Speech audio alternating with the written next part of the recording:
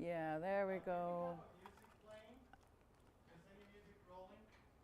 Can we like slowly scroll through the teleprompter? Yeah, so yeah, thank you. Yeah. Hello, my name is nice to meet you.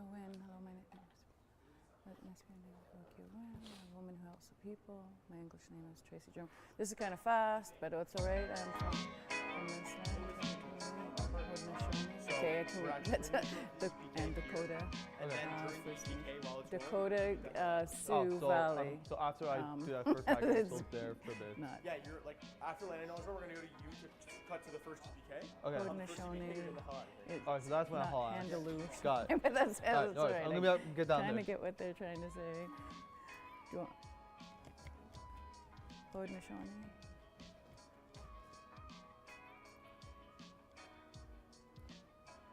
Oh, we've got your video going there. Great.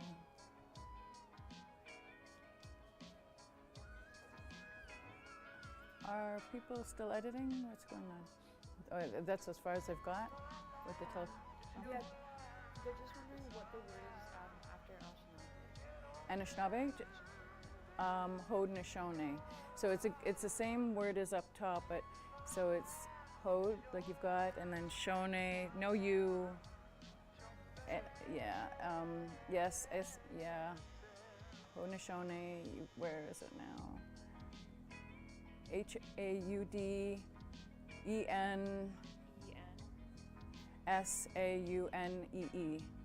And yeah, Haudenosaunee. And then, yeah, Anishinaabe, Haudenosaunee, Confederacy, yes. Confederacy.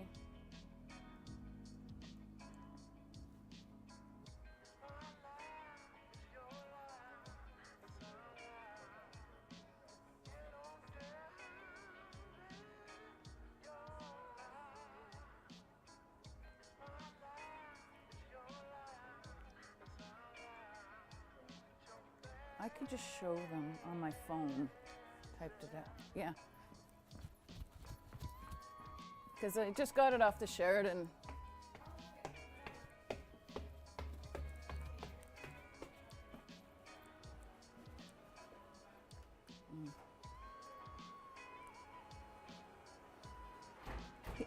Where are you guys? Type.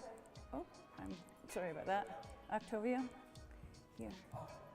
Thank you. I'm so sorry. Yeah, it's all right. The handwriting is mine.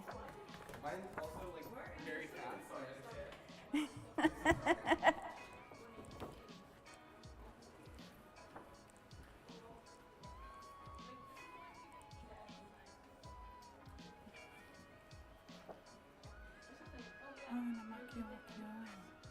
I forgot my own book.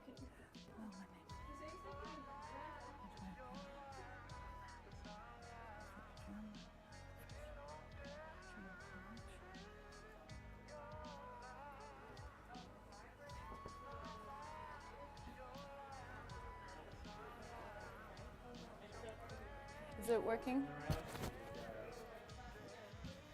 Okay.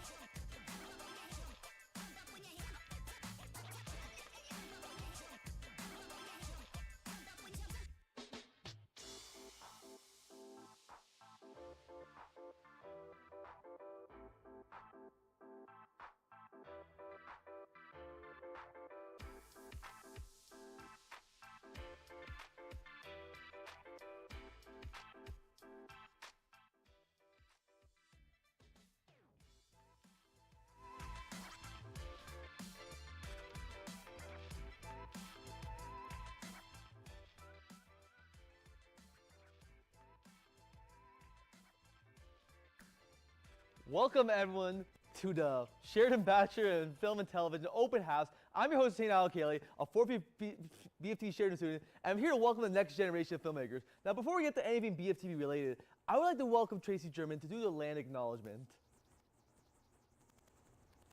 Han, Woyokio Win. My name is Woyokio Win, a woman who helps the people. My English name is Tracy German. I'm a professor at Sheridan College within the BFTV department. I would like to acknowledge the land on which we gather has been and still is the territory of several Indigenous nations, including Anishinaabe, Haudenosaunee Confederacy, the Wendat, the Métis of the Mississauga of the Mississauga of the Credit First Nation, and since time immemorial, numerous Indigenous nations and Indigenous peoples have lived and passed through this territory. We recognize this territory is covered by the Dish with One Spoon Treaty and the Two-Row Wampum Treaty, which emphasizes the importance of joint stewardship, peace, and respectful relationships. Sheridan affirms it's our collective responsibility to honor and respect those who have gone before us, those who are here, and those who have yet to come. We are grateful for the opportunity to be working and living on this land. In fourth year, students have to be part of a portfolio production. This is an opportunity to apply all the skills we learned throughout our college career. Delirium is a short psychological horror film on the portfolio roster this year. Jesse Thompson, the sound designer on this project, has put these skills to good use. Sound is definitely the most overlooked of the streams, but listen. It's arguably one of the most important parts of a film. No one wants to watch a movie where the dialogue sound is coming out of a meat grinder, for example. So let's take a look at what Jessie has to say about her experience on Delirium.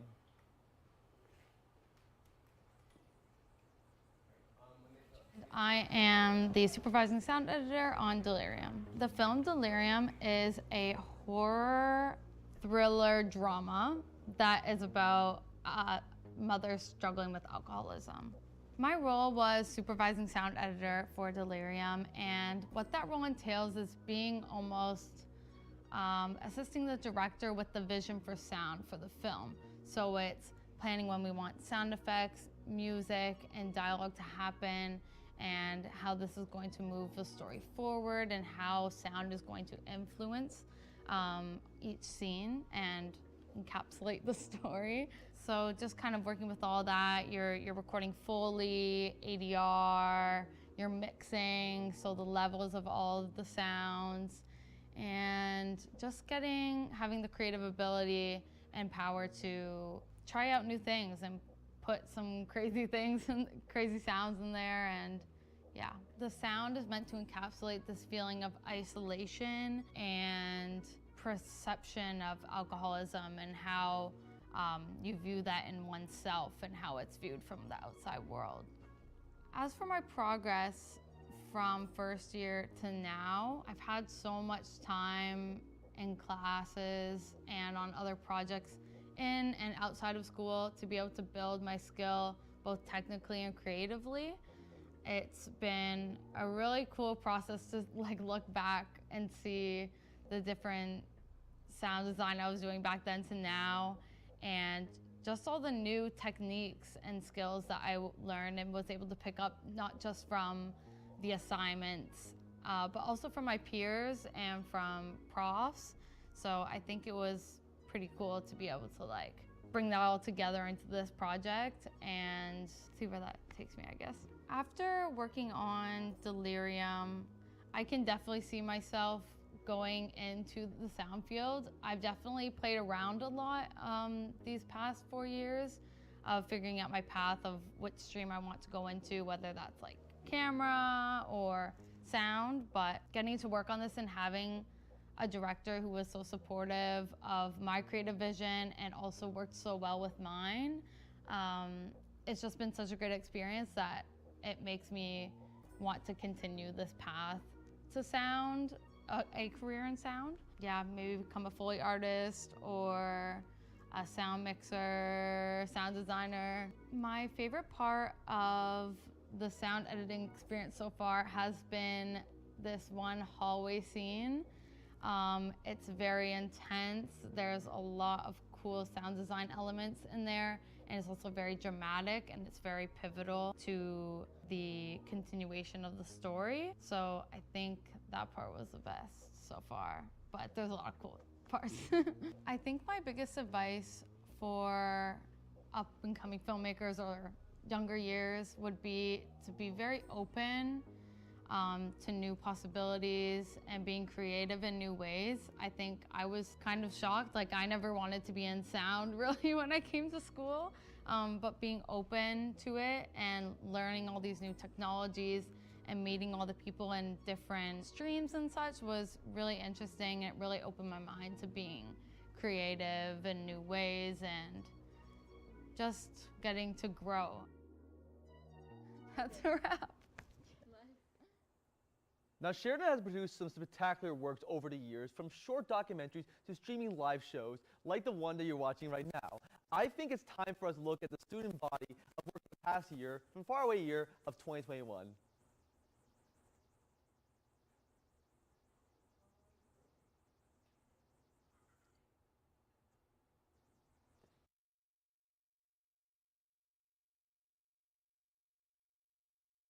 Film Paper Lanterns.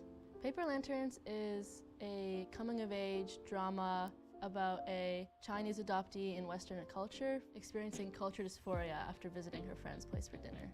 As a director of photography for Paper Lanterns, a good way to think about it is telling the story visually if they couldn't hear any dialogue.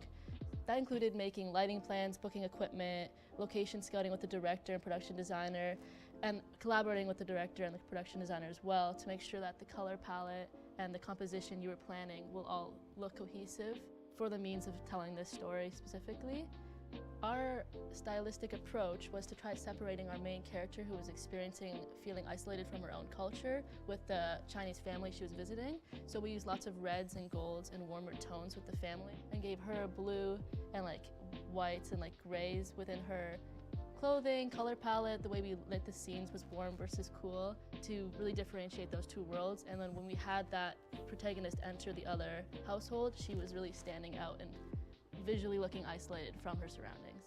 Paper Lanterns is an example of a film that aimed to diversify the crew behind the camera, the crew, the cast in front of the camera, the story, representation itself, and that's just an example of how the industry is moving forward and progressing and growing in a more equitable sense, and it's really exciting to see the variety of new stories we'll have coming out in the next coming years. My favorite part of this production was getting to work with some of my best friends on my lighting and camera team. They made the set so much fun, and it wouldn't have looked the same without the talent of my peers.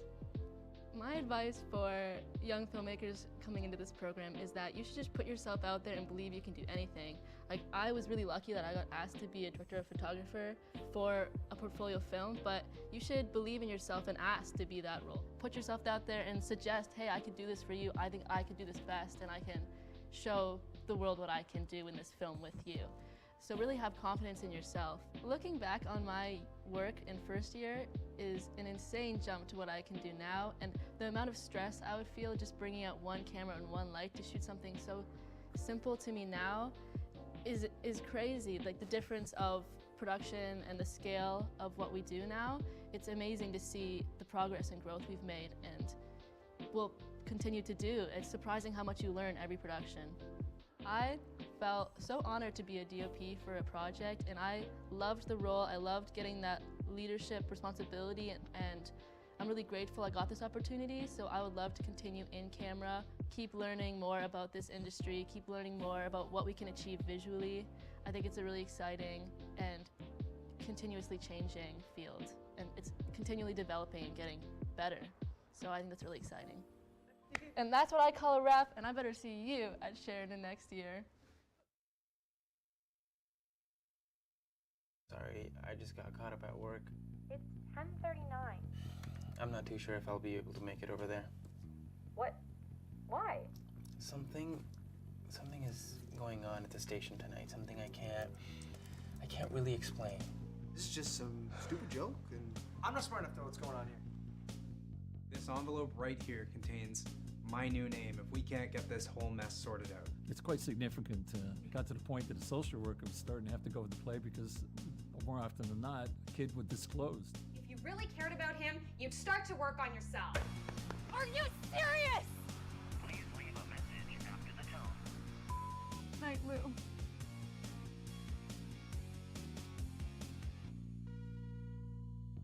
So I basically had to out myself to my parents in order for this teacher to call me my name. He would not do it and actually made me change my name on the attendance. The judge in court looked at me and she's like, I've never seen anybody wanting to change as much as you, but I've never seen anybody as afraid as you.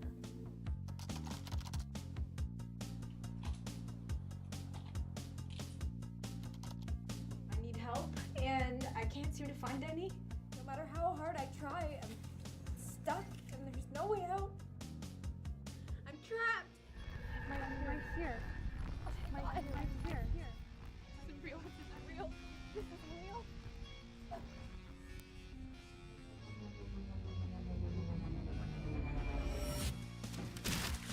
I'm sorry about all the messages.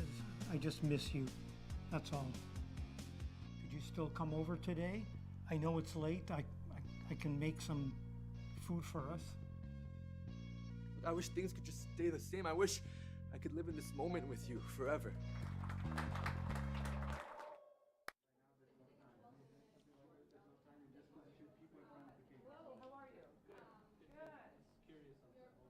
The whole setup here. What's the rails? So this is track. So This is the reference. You're going to be here. Take one step Yeah, no, here. by all means, And then you're going to have Caroline over there. Yeah, of course. Doing a shot. We go around. So we have this set up. Right now, Hussein's in the middle of our. Hey, Hussein's live right now. Can you guys hear me? All the way around, and then of course, there'll be an operator. This is a dolly grip. Nurk over there has a remote focus unit. Nurk, where's your focus unit? Okay.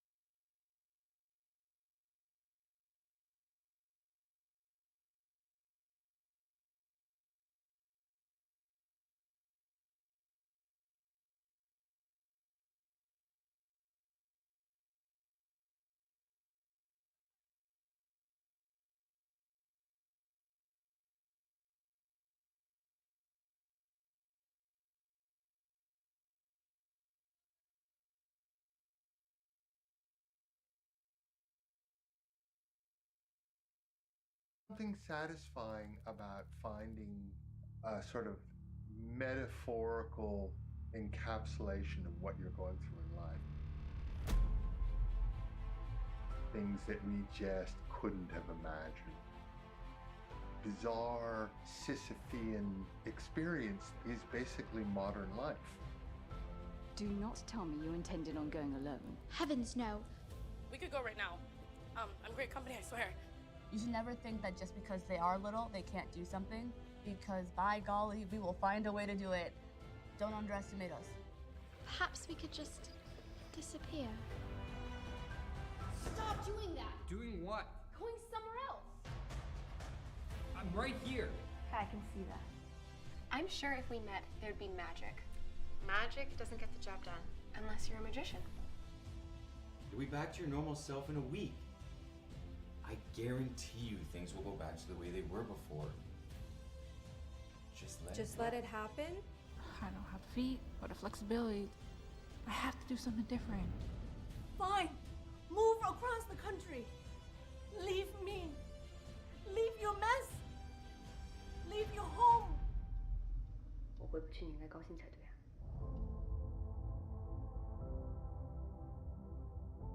Você não gosta daqui, você não quer voltar. O que você quer? Every time I played, I'm there with her at the shore. Is it okay if I keep you on the line?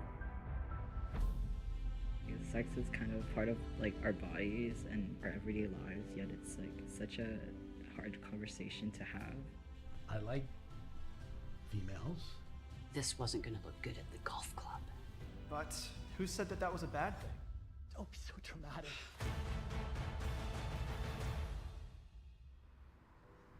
What? I don't have anywhere to be. Welcome back to the stream. First of all, I'm here with a prof that I just need to say on a personal note. I've learned a lot from you. I really profoundly impacted me while I be in camera and going directing and stuff. I feel like you need no introduction. This is John Neller. Thanks for saying that. You're so kind. I appreciate that. Thank you very much. No problem, no problem. So basically, I think we should start with basics. Like, explain the cinematography stream. It's a very broad question, but I feel like, of all people, you should be able to explain this. Okay, cinematography stream. You'll start off in first year, first semester. You'll take an intro to cinematography course. All students take that.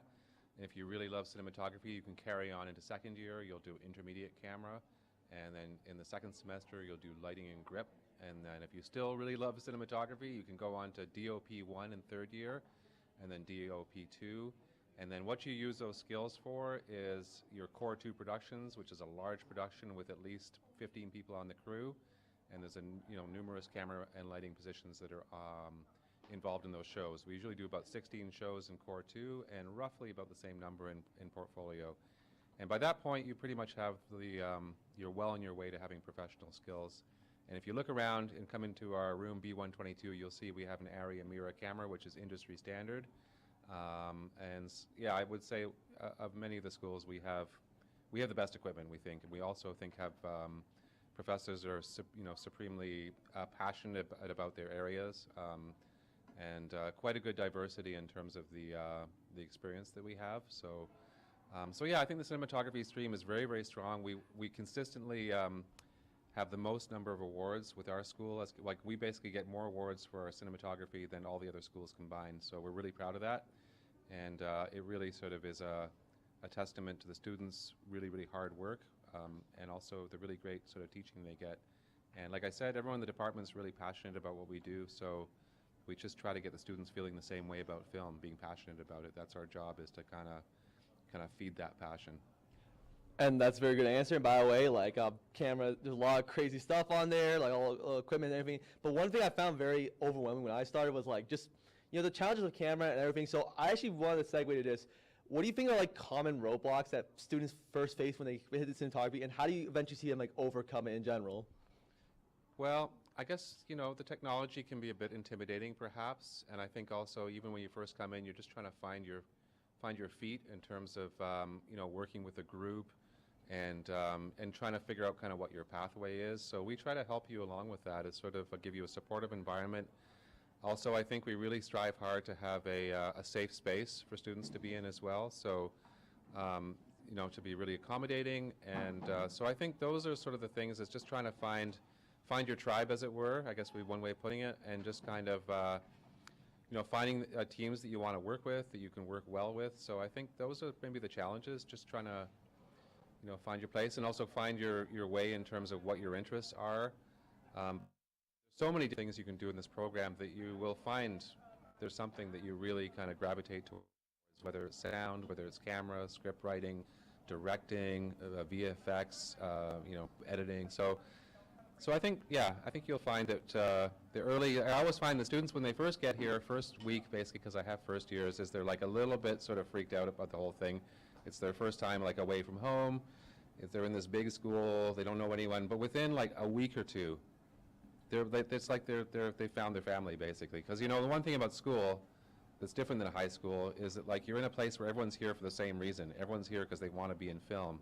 That's the big difference. And you are surrounded by a bunch of like-minded people. It just kind of feeds your intellect, and it feeds your creativity, and you feel like you've kind of arrived home. I think that's how we find it. I would notice that with first-year students, because I see them as they come in, and then I see them in the weeks that follow, and it's pretty much it's about a 2 or 3 week sort of transition, and they're basically completely at ease, chatting with one another and having a good time. So yeah.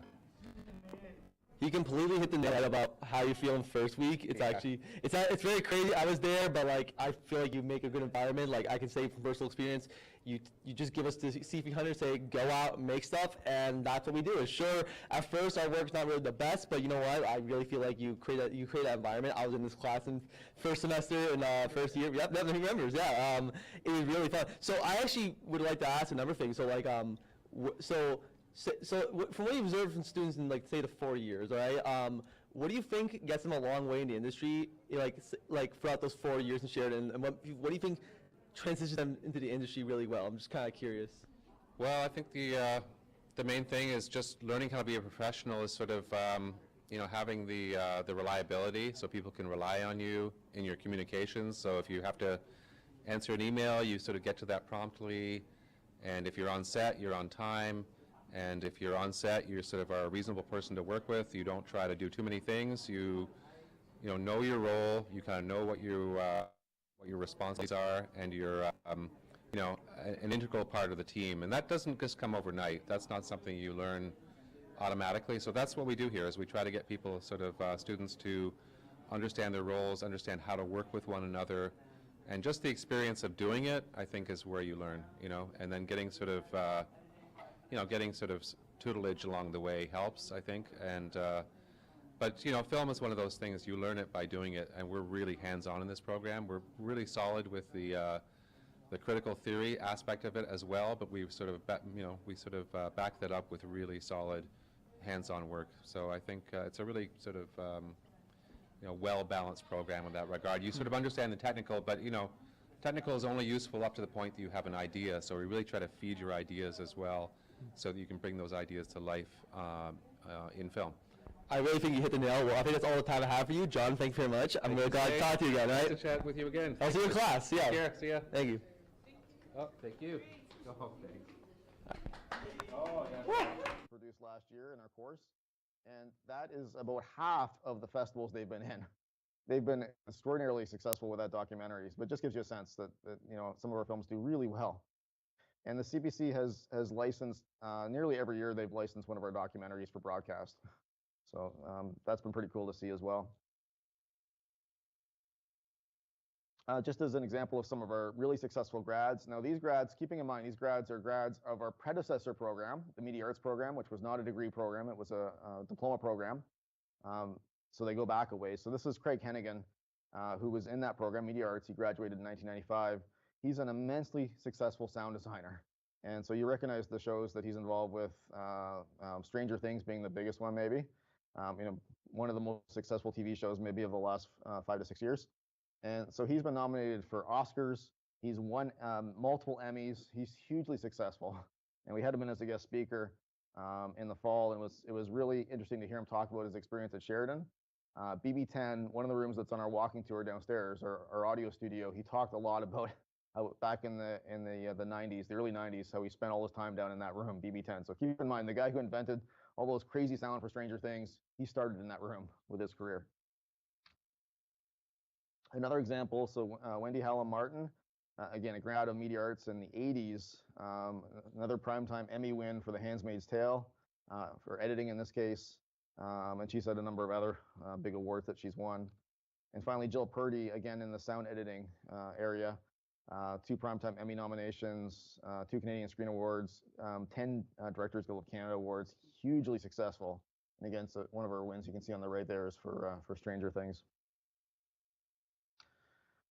So I tried to fit a lot into these slides, and I spoke really fast, so hopefully I got through it in time. We have enough time for some questions. Again, that's my name. I'm Randall, and I'm one of the program coordinators. As I said, we'll give you these slides if you sign up for an email over on the sign-up sheets over there. There must be questions, though. So, yeah. I know that there's opportunities for co-op and Yes. What year and what for co-op is So it's actually necessary. It's part of the program. It's industry mandated that you have to do co-op. And our students do their co-op between 3rd and 4th year in the summer. Now, there is a course that happens the previous fall. And who's 3rd year here? Hannah's 3rd year. Right. So you just finished that co-op course. And have you found your co-op placement yet? I found one. So basically, you have to get so many hours of co-op. And I am working on the Sheridan. We get access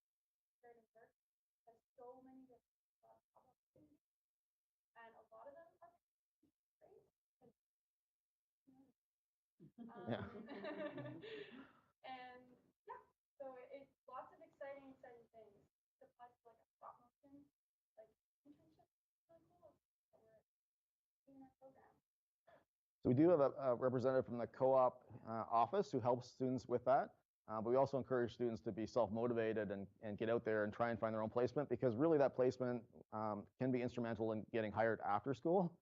So if you want to, for example, want to be an editor, getting a placement in a place that does editing is kind of important.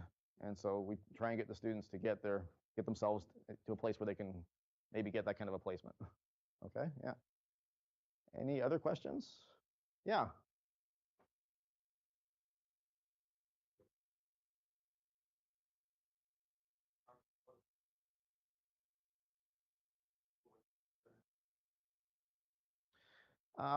So we're not looking for any specific technical experience.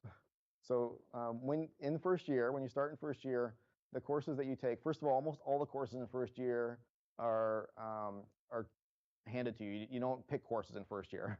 And they're across all different disciplines: cinematography, post-production, directing. So there isn't any expectation that you know, for example, how to use a particular camera or how to use particular software for editing. We teach you that. Okay? So when you apply our application process, those of you who have applied for next fall, you already know that our process changed a bit for this year, in that we didn't ask for a portfolio film. We asked for a statement of intent this time. So we're looking for students who are motivated, who clearly have aspirations that they can describe. So we're not expecting that they know for sure what they want to do when they graduate. They should have a sense maybe of at least what the opportunities are that are beyond school, and have those represented in that statement of intent. Okay, there is a full rubric for how we're scoring it online if you want to have a look at that. Yeah. Yeah. You mentioned they needed a laptop. What about the cameras, lighting, all that kind of stuff? Yeah. Nice to take forward, work on projects. Yeah, well, absolutely. Yeah, we have a huge equipment room. It actually serves, I think, 11 or 13 programs. And if you go on that walking tour, it does take you through the hallway that goes past the equipment room, which I believe is open today, so you can probably peek through the door.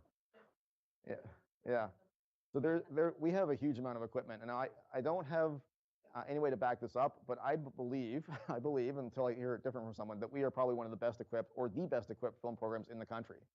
The cameras that we have, the lighting equipment that we have, all the stuff that goes with a camera that you'll see if you go next door to B122, we have a lot of gear. Okay, and in first year, students don't get access to that much gear because they have to be trained to use it first. But by the time they get to fourth year, they basically get to use what they need to shoot the film they're trying to shoot. Yeah. Other questions? No? So if you go on one of these tours, the students that are giving the tour, I'm sure they'll be perfectly happy to answer questions. There's also, as I said, there's faculty in every room that you're visiting, so you can absolutely ask them questions as well if things occur to you as you're going for your walk. And we have a break before our next presentation in here anyway, because the next one's not till noon. So if there's a question you want to ask me, feel free to come back and ask me a question as well. Okay? But thank you very much. It's been great to have you here this morning, and enjoy your day here at Sheridan. Yeah, yeah.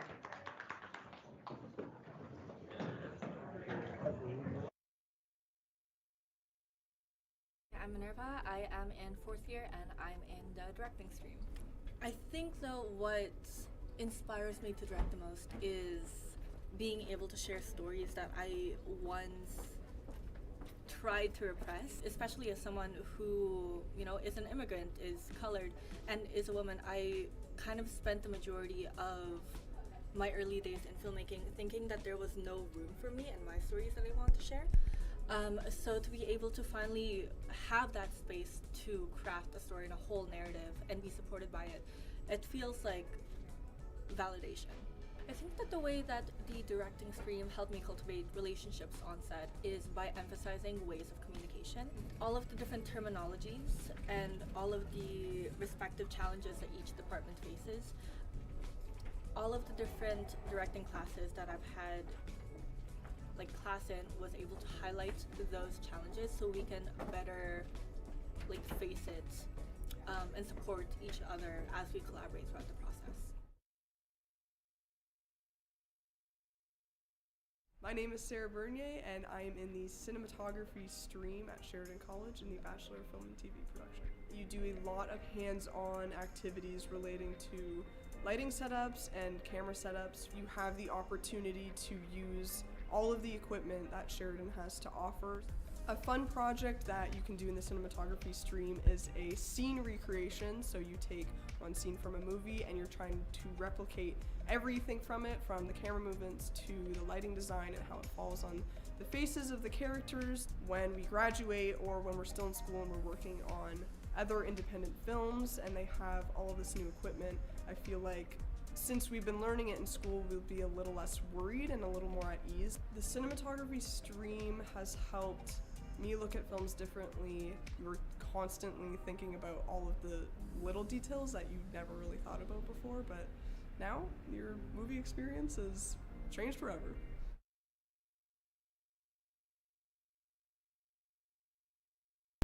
Hi, I'm CS. I'm a fourth year BFTV student in the writing stream and also in the sound stream.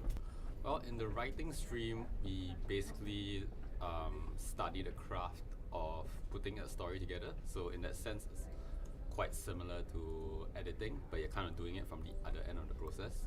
So you're right there from the beginning. Often they only give you like a 7 minutes script or 3 minute script or something, and you have to get creative like that. So a lot of people go into BFTV thinking they're gonna script a feature, but that's not gonna happen, and you have to be realistic. So in the writing stream, there's a few things that you get from it that you might find it difficult to get outside. And firstly, that's access to the professors. So far the professors I've had in the writing stream, they've been great to work with. They give excellent feedback. So the second thing about the writing stream is that you also get to give feedback to your peers on their stories, and that's very instructive. Giving feedback to your peers is a very productive learning experience, I think, because it forces you to analyze a story deeper than the surface level of I didn't like it, or I didn't like the character, I didn't like the story. It forces you to have to answer the question like, why didn't you like it, and have to back that up with a reason.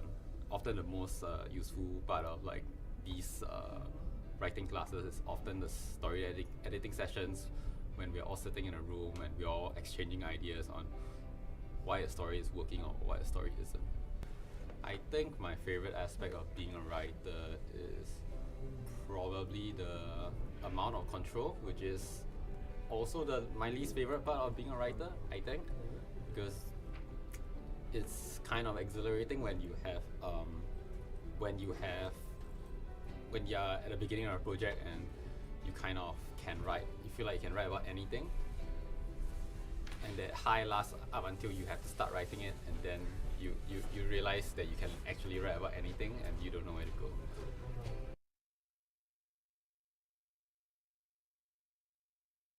My name's Christian Kenyete, and I am in sound.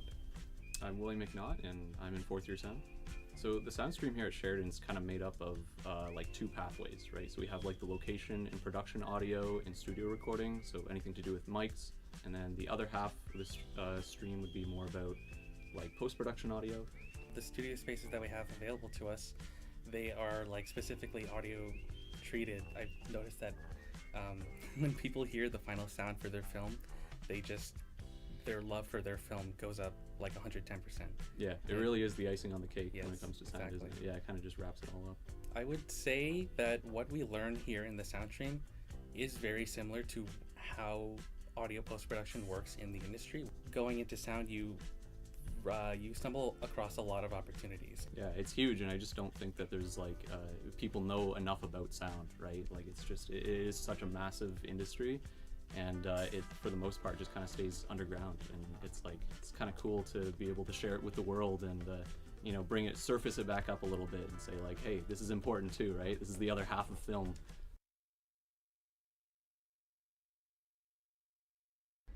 My name's Dawson Pachaco. My name is Leo Woolley. I'm a fourth year in BFTV, and I'm majoring in the editing stream. I'm in the editing stream in fourth year.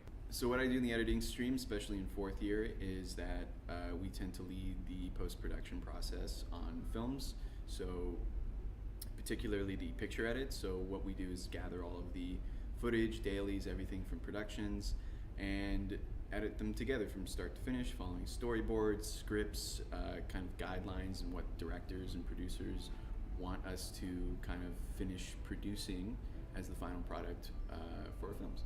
There's about 3 when it comes to editing, because there's the main picture editor, there's post supervisor, which basically just keeps everybody on schedule, and then there's assistant editor that kind of helps organize everything. But I guess there's also like colorist and sound editor if you're going to sound, but that's more of their stuff.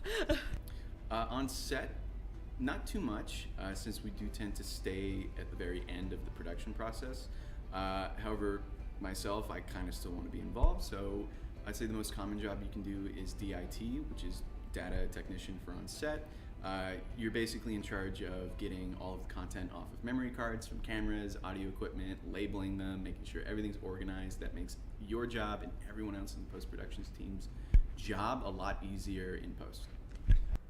You're able to actually change the look of the film a lot more than people realize you do, because I feel like a lot of people really think that when you're trying to get the whole look of the film, you get like production design and like camera and lighting and all that. But editing, it really is like a big stylistic standpoint of it. And if a film has bad editing, you can tell, and it makes it look really bad. So I guess that's like a bonus of the editing stream, because a lot of people think they're self-taught editors, and it turns out pretty rough. I really like putting stories together that have been worked on for a really long time, especially when we could sit down at the beginning of the process and really plan out storyboards so that we can get this really awesome look or flow to the story going from the beginning and carry it into post. And me personally, as someone who's been getting into coloring as a colorist, I've been really liking that aspect of post as being able to color grade and color correct footage. Well, a lot of the stream really teaches you like industry standard stuff. Like you learn Avid, which is like a big thing, and it's gotten me a lot of editing jobs because it's like a very complicated program that's like hell to try to learn it on your own. So the fact that you actually get to learn it is like really nice. And also just like you learn a lot of the aspects and the really like small things that normal people don't really notice, and you kind of like put it into the edit to make it look a lot better. The number one thing that you can do coming into editing is being as like organized and focused as you can. It sounds a little weird for some people who like doing it as like a hobby or pastime, or it's just something they genuinely like doing in their free time. It will make your time go by faster, better, easier if you are a lot more organized. Try to keep things both in your mind, on your computer, in your notes, everything kind of just in this flow, like this workflow, this pipeline that you create for yourself, because it's going to make your job easier. It's going to make anybody you collaborate's jobs easier. And from my experience being in the editing stream and taking courses, that's like one of the biggest things they hammer into us is label your bins, label all of your files, be organized, because that is going to be the difference between getting a job after school and struggling to get a job after school. It's like how you apply yourself. Welcome back, everybody. I'm definitely not running around all over the place, but not like that matters. I'm here with Tracy German. I'm one of our props for Core 1. Thank you very much for being here. I wanted to ask you, first of all, let's just start with basics. Core 1, just describe it in general. Like, what do you guys do? Okay, so it's a course that is interested in telling or showing how to produce a documentary from the beginning all the way through the production stages, pre-production, production, post-production. We start off with a pitch. Students have to write a pitch. It has to be a 6-minute documentary pitch, so it's a short documentary. That's what happens in the first few weeks. So we start them off with getting them used to the pitching process, and they will submit a 1-page pitch to do. Then we select the pitches that go forward to be produced. And there's a lot of paperwork in this course. They learn in a practical sense how to do pre-production, so all the way through to production. There's about it varies on the year how many we produce, but there's all variety. We're very much interested in personal perspectives, people that have a voice and developing their voice in filmmaking. So we were looking for diversity, different types of stories that can be highlighted. Often first person is very effective means of telling stories. Students have done anywhere from skateboarding that we've seen on the show already, Shove It, and the LGBTQ kind of perspective, trying to skew the perspective a little bit. There's also documentaries that run the gamut of perspectives, and from trans experience to Indigenous experience to BIPOC and that type of perspective. So we're very much, we teach in a large cohort, so it's the whole third year cohort that is working together. So it's a team building exercise, leadership. The actual producer takes on a very significant role, and they learn how to manage a production, and then all the practicalities that they've been working on in their electives kind of come together and are utilized within the productions.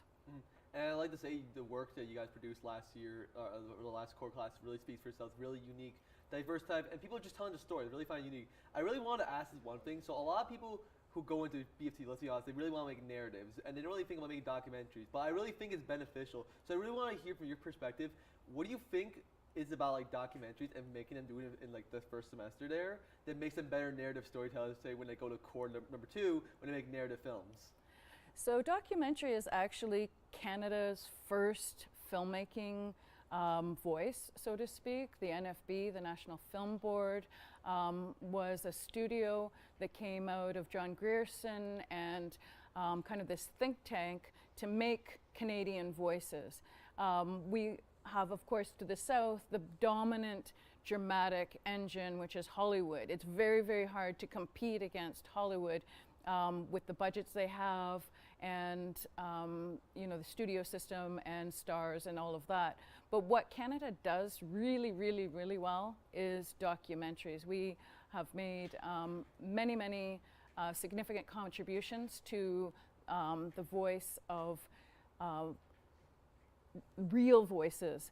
And in particular, how I came to it, I was a student actually in prior to BFTV, there was something called Media Arts, and I was a student back in the 90s here, and I had professors that kind of led me to this kind of autoethnographic, or which is a kind of anthropology, which turns the camera on oneself to tell their own unique stories, and from their own cultural perspective. I'm an Indigenous woman, but I straddle both sides of being Indigenous and also having my background with you know, settler ancestry as well. So I have both. But I was on a journey for reclamation, regaining my identity as an Indigenous woman, which had been stripped away through government, through a number of protocols like residential school and reservations and things like that. But little by little, I gained confidence, and Sheridan was a place that was open for first-person perspectives, quieter, kind of contemplative, more experimental approaches to cinema, and that allowed me to develop my voice as a documentarian. And over the years, that has been something that has developed into a commercial television series that I produced and made, which is called Wild Archaeology. So I would say all of our professors here, including myself, have a practical foot in the door in the industry, as well as within an academic teaching model as well. So. Really love that response there. I actually want to ask you another thing. So obviously, being a crew, being a team, is a big deal, and obviously sometimes problems arise and stuff. But I'm wondering, what do you think makes a great team, a great production crew for in general for Core 1? Like when problems arise, what makes a good team overcome that, and what makes a good team work together well, from what you observed? I would think respect, which is earned to a certain degree. Filmmaking always throws, you know, problems. There's no production that doesn't have problems, from audio to camera to you know, talent that doesn't show up, to locations that you were trying to film at that don't pan out. There's going to be problems. There's technical problems for sure going to happen. Everybody has to try to remain positive and committed to the production. That's, I think, the main thing that the producer and the director have to try to kind of coalesce, is the vision behind the project and its importance. And everybody, that's the guiding light, so that people remain on target, so to speak. Because tempers will flare, people will get hungry, people will get tired, things will not work out. At the end of the day, people have to come back together and say, I'm sorry, I wasn't my best at that moment, but I'll, you know, try again. You know, I guess it's being open to the fact that we're human. We are going to make mistakes. We are going to lose our tempers at times and not be our best. But with some sleep and a little bit of food and water, we should be okay again. So I think that's also it, is that we have to forgive each other as well. Yeah, and it's a really wonderful response. I really feel like you can contemplate Court 1 in general. I think that's all the time we have, but Tracy, thank you very much. And hopefully everyone have a great time here. Thank you.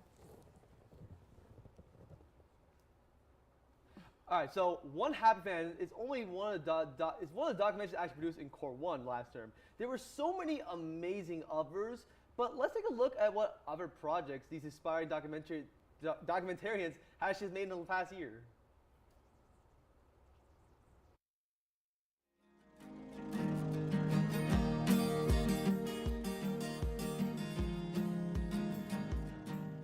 My name is Eden Wasserman, and I directed a short documentary for Core 1 called One Happy Van. My dad has a VW camper van, 1977 Westphalia, that he inherited from his grandparents, and they bought it in '78. And so they took it from coast to coast to coast. So all around Canada, and the whole family would pack in for a couple of weeks in the summer. And then when my dad inherited, we wouldn't do anything like that crazy, but every summer he would take my sister and I camping and stuff like that, or we would go visit my grandparents up north. I always knew that the story would get to like a slightly deeper place, because my Opa, the original owner of the van, passed away due to Alzheimer's a couple of years ago. So again, this movie was kind of like, for him and my family, kind of like a time capsule. My roommate Braden Smith, he was the cinematographer on it. He was almost like a co-director in a way, because he honestly came up with the idea, because I was like, well, I don't know anything about like social issues like too in depth, like what am I gonna do? He's like, why don't you do it on your van? And then so we kind of sat down at the table and had like this plan of like a little van road trip going. My favorite part about working on the film was that it didn't feel like I was working on anything. So it was just me and like some of my closest friends here at Sheridan. Like I said, two of my roommates, Marco and Braden, and then a good close friend of mine, Alex, and he's a sound master. So we were just driving around all day. Like the setups weren't too complicated because there was a lot of natural lighting. So Braden did a great job of making it look fantastic, just with the natural lighting we had and stuff like that. And my favorite part was just like shooting the shit with everyone on set. Like my dad, who's usually kind of awkward, he would like fit in like right away, and we were all just like, especially like our craft services was like just like a campfire, and we had like hot dogs and stuff. So like we were all just going around telling stories about, like, he was throwing stories from when he was in college and we were sharing ours, and it was just like, it was just such a fun like weekend. Like I felt like I was gone for a whole week. It was awesome. If you're a director or higher up, I think it's really beneficial to know kind of each department's requirements. Like, cause I took a few editing classes, some lighting and grip classes. Like I kind of get what they need to do what they do. And so I feel like a lot of the directors are kind of like, oh, like why is this light not set up like you're supposed to be set up, blah, blah, because they don't understand. And then, especially if you're like a gaffer and you don't feel understood or you're feeling pressured and blah, blah, blah, then it's not gonna be for a great shoot. So just really know kind of your departments, know your people. You just have to understand that everyone's just trying to do their best, and you gotta kind of be patient at least. Man, first year, I don't even know, because like first year was like, we were all online, so my progress definitely increases, because yeah, like obviously we have a lot of equipment to use now, so a lot of lights, which lighting really sells a student film or not. Like I feel like it can make or break a student film. So if you have certain lights and you know how to use them well, and that's good. The camera quality is also insane because we're using C300s for third year, but I know fourth year you use like the RE cameras and stuff like that. It's also just fun to see. You kind of like take a step back and you kind of look around you you're kind of on a film set and you're like, holy crap, how did I end up here? I'd like to be like on set more, whether like kind of work your way up through like the lighting department kind of, but obviously I think directing is where I really want to be. As a joke, when I was in art fundamentals, so Ethan Bracken, I was like, what time is it? We were out late, and he was like, I don't know, man, it's like Tuesday night morning or whatever. So that kind of became a little joke production company. And so I'm gonna slowly try to see if we can do anything with that, because like I've really found the crew here at Sheridan, like everyone I know is top at what they do. So like if we could kind of take that into a more professional direction and kind of get that going on the side while we all pursue professional stuff, that would probably be the peak. That would be the end goal there for sure.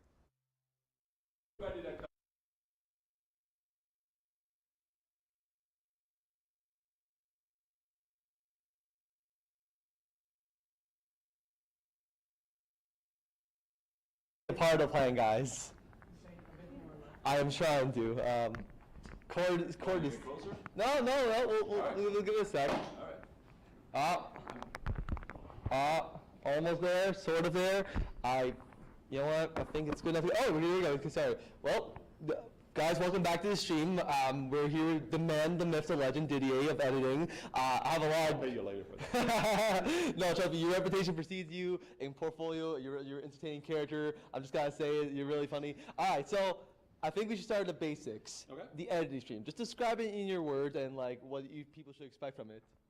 Well, I mean, editing is a huge part of the filmmaking. This is when everything comes together. Like when you're sitting in an audience and everybody laughs at exactly the same time, everybody cries at the same time, everybody jumps at the same time at a scary moment.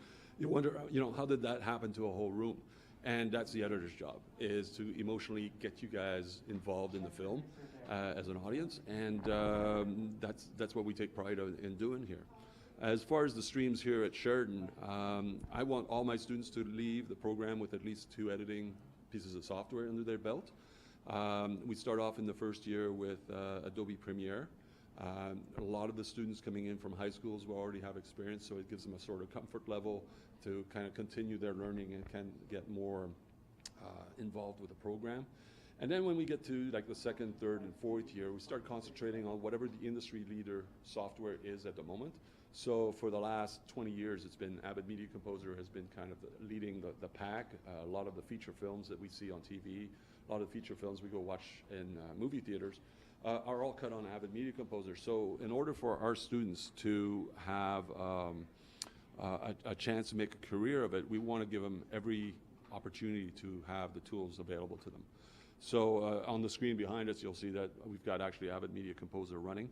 And so we start them off with smaller and smaller projects, and then as they work up with complexity, and then we start adding all sorts of other elements.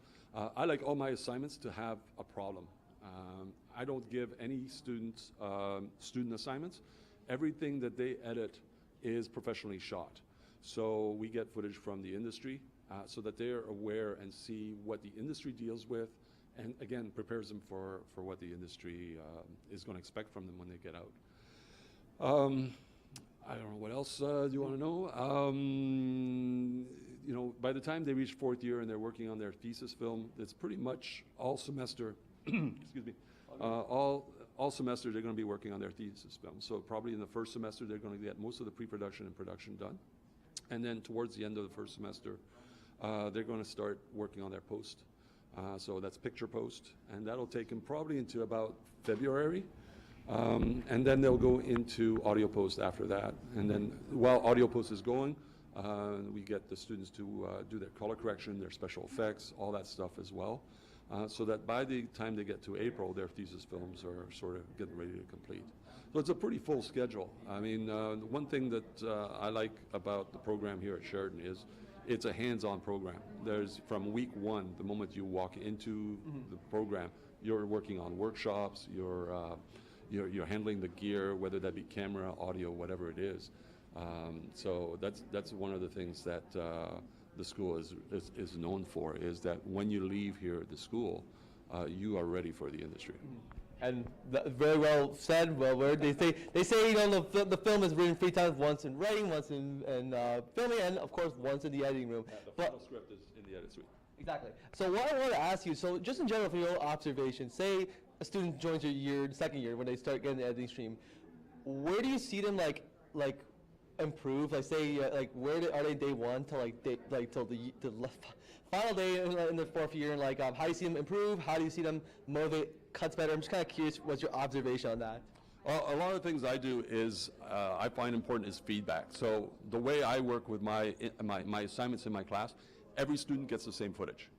So everybody's cutting the exact same thing. And then once the assignment is due, we have what is called a critique day. So the whole class gets together, we sit and we watch everybody's edit, or as many as we can get in the time allotted. And we get the students to critique their own work. And what I find important about that is they get to see what other students do with the same footage they received. And they'll go, oh, I never thought of putting those 2 shots together. That works a lot better. Or that's a different take, or it's a different feeling, or I felt emotionally different about this part of the scene than I did in my own. To me, that's one of the most important parts of my classes, is that we get that feedback out to the students. Generally, as a young student, even if they've been editing in school, they think they're pretty good at editing. By the time they get to me, they start realizing there's other levels that they can actually get to. And that's my whole goal, is to push them up to that next level. And we're always comparing them to what the industry is expecting and what an industry editor would have done. So at the end of the critique session, the last thing we see is actually the finished film the way it was cut professionally. So then they can actually compare their work to what the industry did, and again, open their eyes up to what the possibilities were with the footage, right? By the time they get to the 4th year, I'm just a consultant, to be honest with you. They've reached a level where I'm going, hey, let's just tweak a little bit of that. I'll ask a general question is, why did we use this shot instead of a close-up, for instance? And generally they have a pretty good answer for me. So I'm kind of just coasting by the 4th year, and I've just become a sort of a mentor as opposed to actually teaching. Very inspiring. I do also want to ask you essentially, so you talk a lot, you're just telling me a lot about how your editors are, sorry? All right, there you go. No, we can't peek the audio here. You talk a lot about how like editors, like they're ready for the industry, and I really agree with that, because I've seen the people who work in the industry here, they're professionals and all that stuff. But I want to hear your observation. What makes them prepare for the industry when they take your classes, for example? I'm a hard ass. There's no sugarcoating. I have one job here. I'm not here to be their friend. I'm not here to be part of their posse or their clique. My job is to get them ready for the industry. So I don't sugarcoat things for the students. When they make a mistake or something, I tell them they make a mistake. I don't say, oh, nice try. But I always make sure that I explain, okay, instead of doing this, what could you have done differently, right? How could you have fixed this? And I try to get them to give me the answer instead of me telling them the answer. So, you know, I try to, every one of my class emulates the industry. I tell my students, when they're in the class, they're not students. They are professionals in the industry. I'm the post supervisor, and I expect the same kind of behavior. I expect the same kind of work ethic. I expect the same kind of passion that they would if they were in the industry.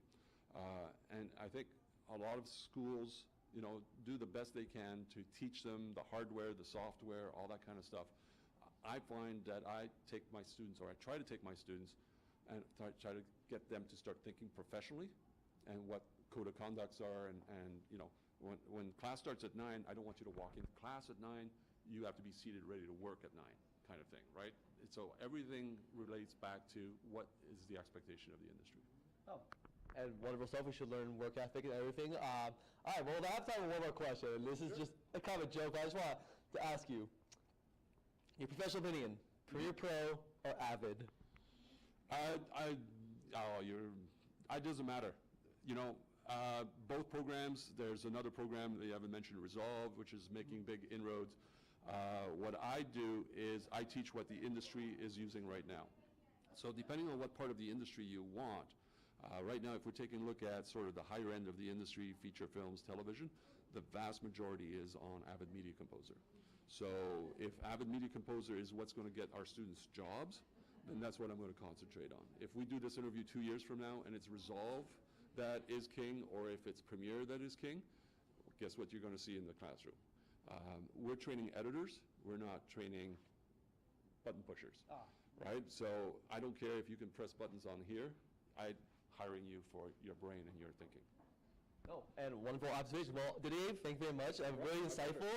Yeah, thank you. Hey.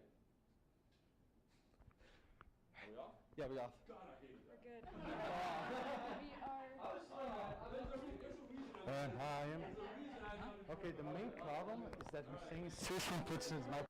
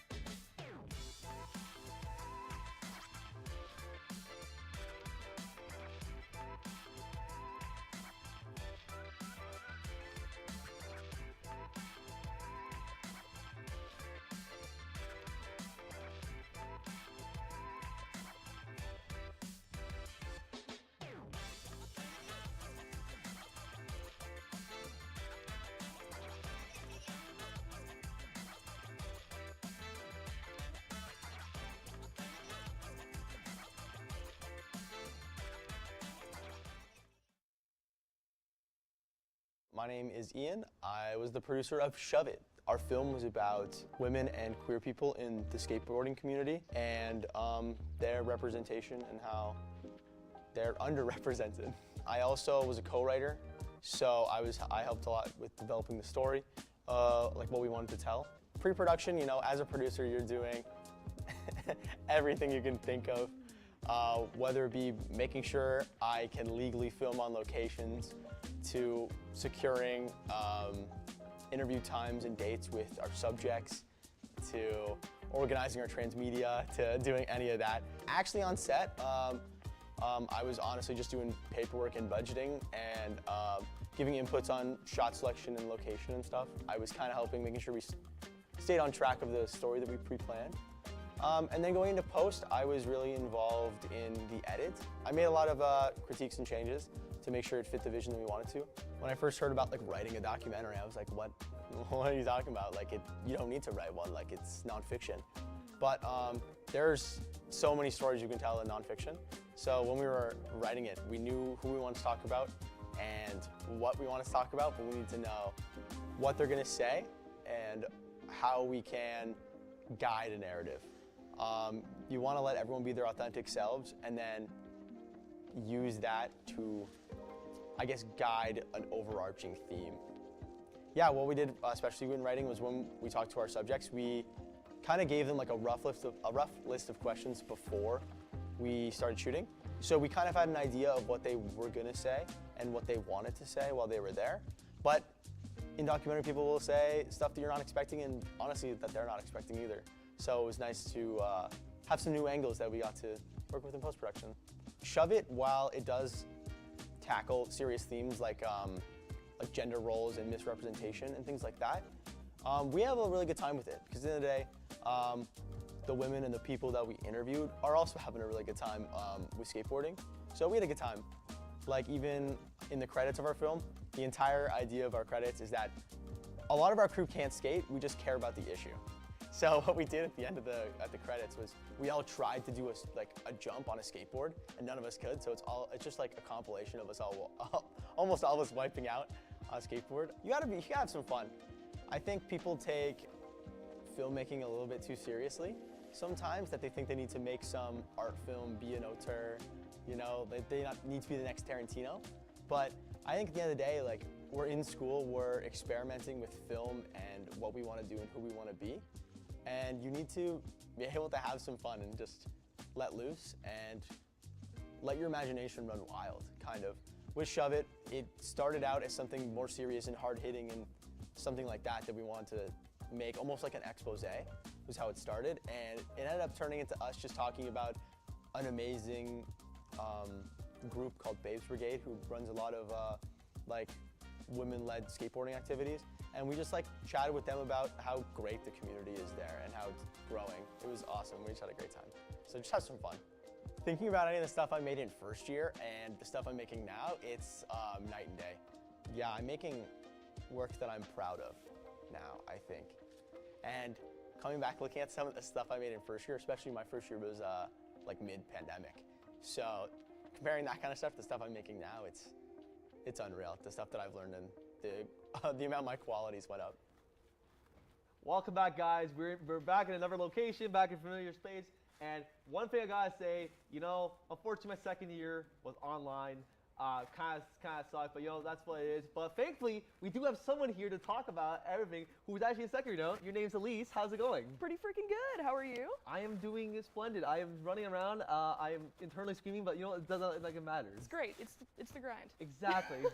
So, just describe second year. Yeah. How's it been for you? It's been crazy. It's been good.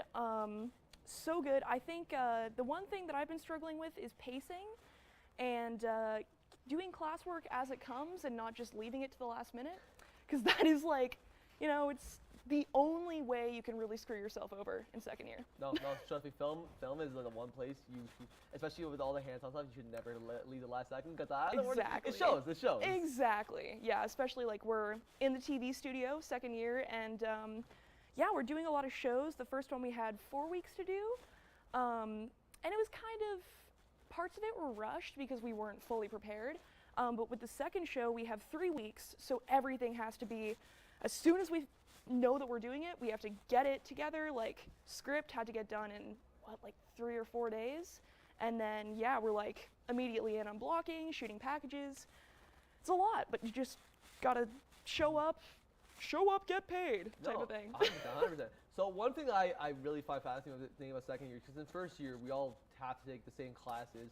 It's all very general, but in second year, they're kind of all right, you can do whatever the hell you want. Yeah. So how did you find that transition from, say, doing everything to specialize in one thing, and what things did you have to overcome that as time went on? Yeah, I think, And by what streams are you in? We should probably tell you yeah. So I'm in directing and assistant directing, and I think the toughest part is in first year, you're really trying to get a hang of what everything, what's going on in the program. And while you're trying to understand everything and learn what you're being taught, you also have to figure out, what do I like the most? What do I actually want to do? So I think the hardest transition is once you're in year 2, it's okay, pick your streams. And it is a bit loose because I was in screenwriting and I can't even remember what else I was in for semester. It's been a blur. Yeah. But yeah, it's definitely just, you have to figure out what works best for you pretty quick and nobody else is gonna tell you what works best for you, so it's all just based on what you want to do. So it's it's kind of a tough transition because it's more put in your hands. But do you feel like you made the right choice in the end? I think so. You meant to be a director. Yeah, I mean, like, assistant directing, it was a mistake to go into it, and it turned out fantastic. So, like, you never know what's going to work best for you until you try it out and, you know, put your best foot forward and whatever. I'm telling you this, you're going to be really well positioned when it comes to core and portfolio, because AD work is no joke. I think I had some great hair by the end of that month. It was insane, but, like, yeah. So a big part of second year is actually also the TV class, and I lament also you guys get to do that in person because we had to do it online and stuff. But like I do like the creative freedom our props like Artur gives us. How do you find the TV class right now? Like you have to take it. So to explain to the audience, you have to take it twice. Like what in each semester? Like how do you find it in general? Yeah, I think so. First semester you're just sort of figuring it all out. You get a run through of how the studio up there works, how the floor works, all the different positions, and then second semester you're more so just you know your position, you're going through it, you're doing shows, and it's, I'm not gonna lie, it's a bit overwhelming because it's just go, go, go, know what you're doing, do what you're doing. So yeah, I think really just the most important thing is knowing how to communicate, and if anything is going wrong, just immediately communicating your needs, any ideas. But we do get a lot of creative freedom, which is awesome. Like we get to pitch all of our shows. So at the beginning, we pitched our first show, and that ended up being this super wonky newscast that just kind of made no sense. It was super absurdist comedy. But it's funny. It was great. It was hilarious, and it's like it's so nice because even though the profs had no idea what we were doing, they were like, okay, well, as long as you think it's gonna work, and it did. Okay. So that was nice. Yeah. Okay. So one also big part of second year that I find that it's essential is like figuring out your groove, figuring out your grouping of people and all that. So would you say that second year is essential, has been essential for you for like figuring out the people you jive with and work with really well? I'm just really curious.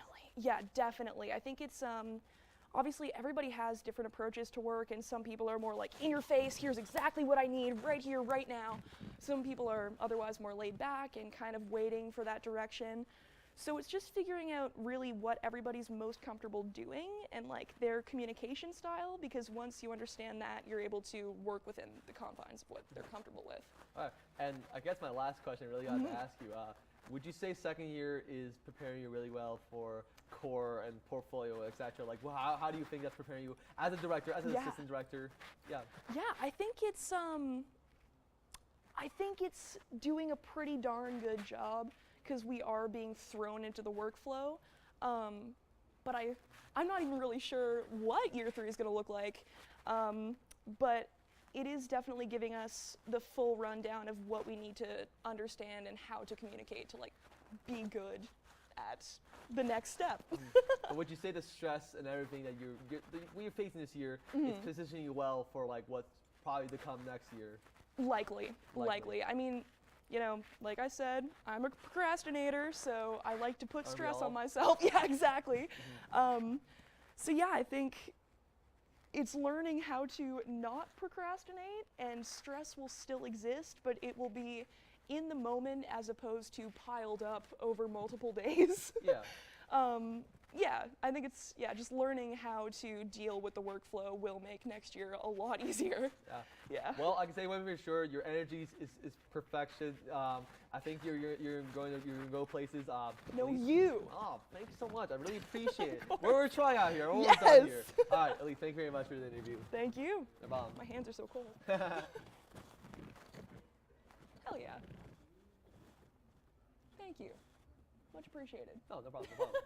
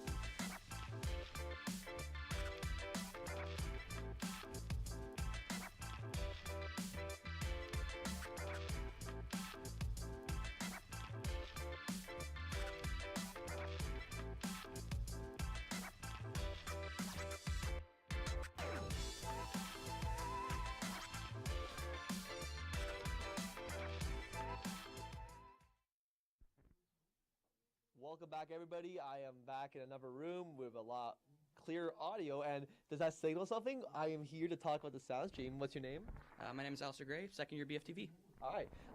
So I want to ask you this. So first of all, just funny question. Be honest with me. When you came to BFTV in first year, did you have intentions of doing sound? Partly, it was during the pandemic. I got into a lot of sound work in personal stuff with YouTube shorts and such. But getting a sense of the overall first year program, you get into general courses, and sound really spoke to me in terms of that. And so now it's my field of study. That is wonderful, because I only ask that because I don't know anyone who comes to BFTV who actually want to become a sound. But they discover it later on. And by the way, you guys are the backbone of what we do. There's no films about you guys.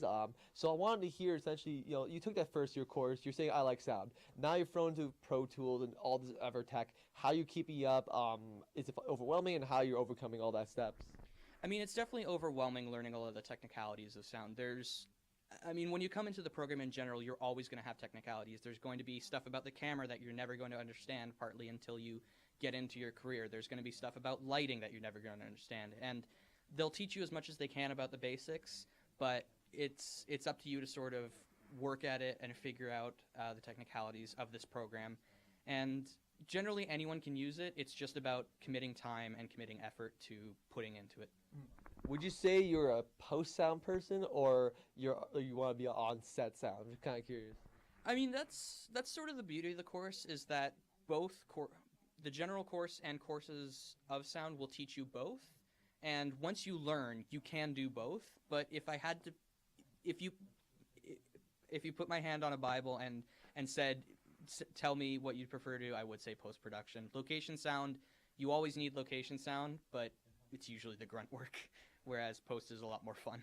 No, I mean, I'm not in the sound stream, but my roommate is in sound, and I've actually been in this room multiple times to see an ADR assignment where you have to completely re-engineer the sound stuff. It's really fascinating stuff, and I see the timeline. So I also ask you another thing. If you're really passionate about post sound stuff, how long does it take you on average to do a sound project, and how deep do you go into the wormhole of stuff you want to do? It really depends. It sucks that I'm going to say it again, but it does depend on what you're going to do. If it's a 1-minute scene, generally you can get it out in a few hours. If you want to be really complex about it and edit a 5-minute scene and add sound effects, all that sort of thing, then it's going to take you probably a while, probably a couple days. But I think the good thing is that you do get a sense of what you want to do after watching it multiple times. You sort of get a feel for the scene and get an understanding of what you want to do creatively. Another really fascinating part of sound that I love to death, because I can't do this, but I just find so cool, is Foley. How they create sound effects and all of that. Do you have any experience in Foley, and is that something you also want to touch in the future? I mean, you touched on the exact thing. As us as sound artists are usually always going to be the most giddy about Foley. It's the most fun. You get to be a kid playing with things. You get to basically create your own world through these sounds. And with the sound course, you do get Foley experience. You will do projects on Foley. You'll figure it out. But generally, it's just figuring out footsteps, that sort of thing first. And Foley artistry is something that's going to be very fun to do for you. But it's just one aspect of sound that you will look forward to. But there's other things you need to do to get there. No, 100%. By the way, it's really fascinating stuff. So I have one last question for you, and I really want to hear your viewpoint on this. Would you say, all the experience second year right now, you doing sound, specialized stuff, how is that preparing you for third year? How do you think what you're learning now is preparing you for what's to come for core 2, portfolio? Just kind of curious. I mean, one of the things is that I've already worked on a core film so far. It's not doing sound work in general at first is going to help you do stuff later on. So most of the future courses are helping you with post-production more than anything. Location sound is pretty much nailed within the first year, but sound usually has, I don't want to say a lot of work available, but you usually do find that it's not necessarily as competitive as directing, say, for example. But there are definitely opportunities in every field. Sound, to me, just has the best opportunities for me personally. And I really love that. And also, what I love is that you just specialize and you know what you want to do, and that's really rare. And I'm glad in the second year you've come that. Well, Alistair, thank you so much. It was a really insightful interview. I learned a lot about sound, and I wish you success in BFTV. Yeah, thank you. No problem.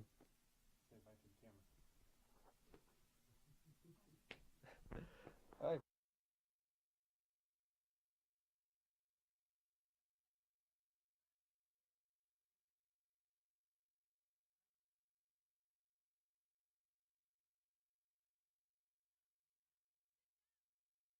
Now I'll sit down.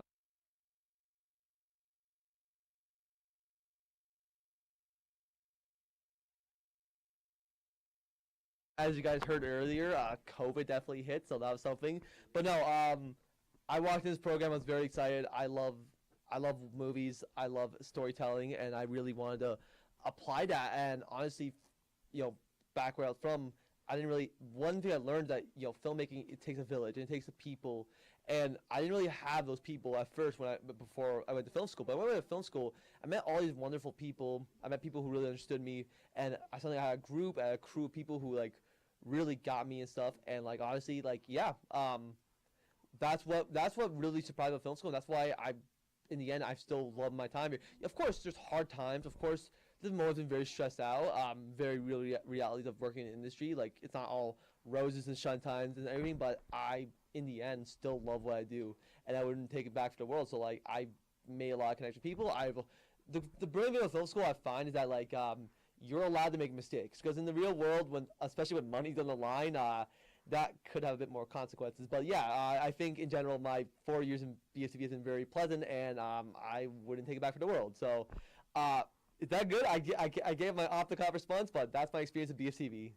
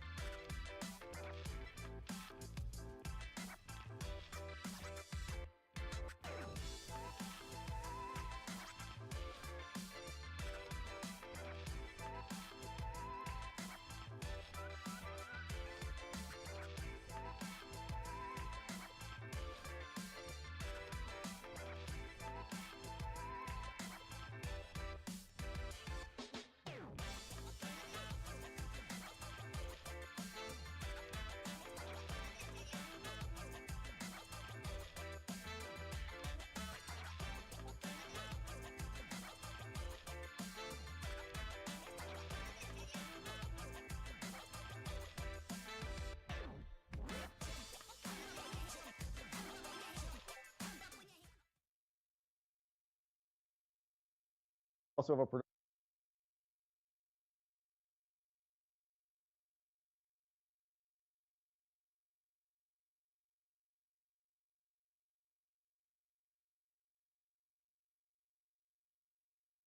This presentation is one of the things that I'll send with the follow-up email. So you have my contact information if you need it, because admittedly my last name is very long. I'm just going to begin with a land acknowledgement. Welcome, folks. We acknowledge the land for sustaining us and for providing us with the necessities of life. This territory is covered by the Dish with One Spoon Treaty and the Two-Row Wampum Treaty, which emphasize the importance of joint stewardship, peace, and respectful relationships. As we reflect on land acknowledgements, let us remember that we are all stewards of the land and of each other. We recognize the land on which we gather has been and still is the traditional territory of several Indigenous nations, including the Anishinaabe, the Haudenosaunee Confederacy, the Wendat, the Métis, and the Mississaugas of the Credit First Nation. Since time immemorial, numerous Indigenous nations and Indigenous peoples have lived and passed through this territory. Sheridan affirms it is our collective responsibility to honor the land as we honor and respect those who have gone before us, those who are here, and those who have yet to come. We are grateful for the opportunity to be learning, working, and thriving on the land. So I'm going to play for you a reel that shows some student work. The student work that you're seeing on the screens in the hallway as part of the live show today is more recent. It's actually films, a lot of films from this year and some from last year. So this work is none from this year. It's from the previous 2 or 3 years, but it gives you a sense of the kind of work that, that students do in this program.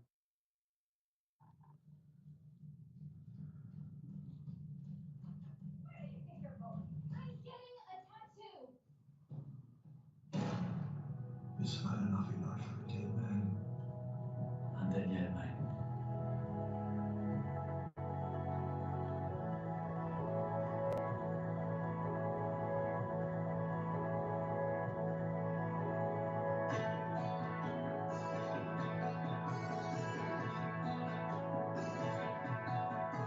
Camera is rolling. Why don't I take 2? Right.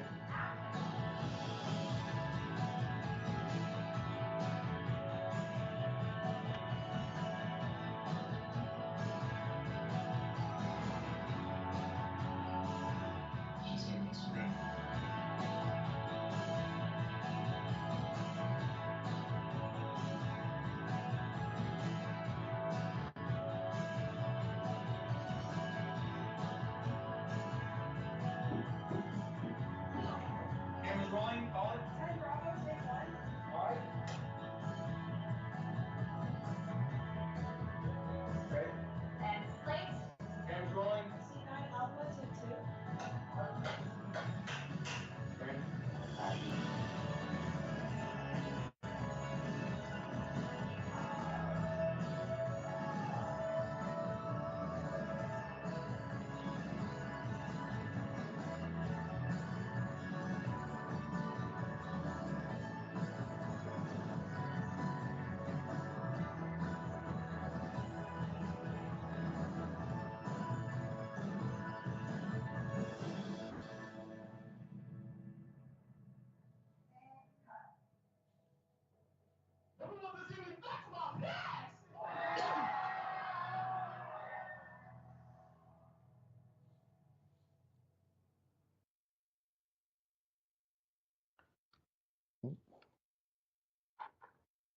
There we go.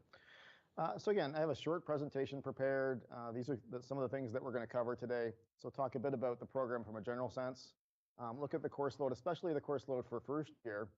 Talk a little bit about co-op or internship opportunities and about faculty experience and career opportunities for once students graduate. And I should add that all the photos that I've put into the presentation from today, they're all pretty recent. So I would say from the past 2 years. These are all students in action. So as you probably already know, the BFTV program is a 4-year honors degree program. It's relatively young. I think we launched in 2014, but we have a long history of teaching film and TV at Sheridan College that goes back to the early 1970s. And so there was a predecessor program. It was a diploma program called Media Arts, but the BFTV program has been running now for a number of years. It's a large program. We have 450 students spread across 4 years, which I think makes us the second largest program in the arts here at Sheridan College. And I should add that the Faculty of the Arts at the college is also pretty large overall. I think it's either the biggest or close to the biggest art school in Canada. In this program, we have 11 full-time faculty and usually around 25 part-time faculty. And it says here that our students produce more than 60 short films. That's 60 short films coming from the production classes in 3rd and 4th year. But we produce a lot more content than that because students are producing content in virtually every class, or at least every class that has a technical bent to it. And so there are literally hundreds of individual pieces of content that are being produced by students every year. In terms of the scope, the program has been designed so that students have a balance of both theory and hands-on learning. And so that's true of every semester because there is a mandatory course in every semester that's in theory. There's also a mandatory production course every semester. And then students get to pick electives on top of that, which I'll get into in just a second.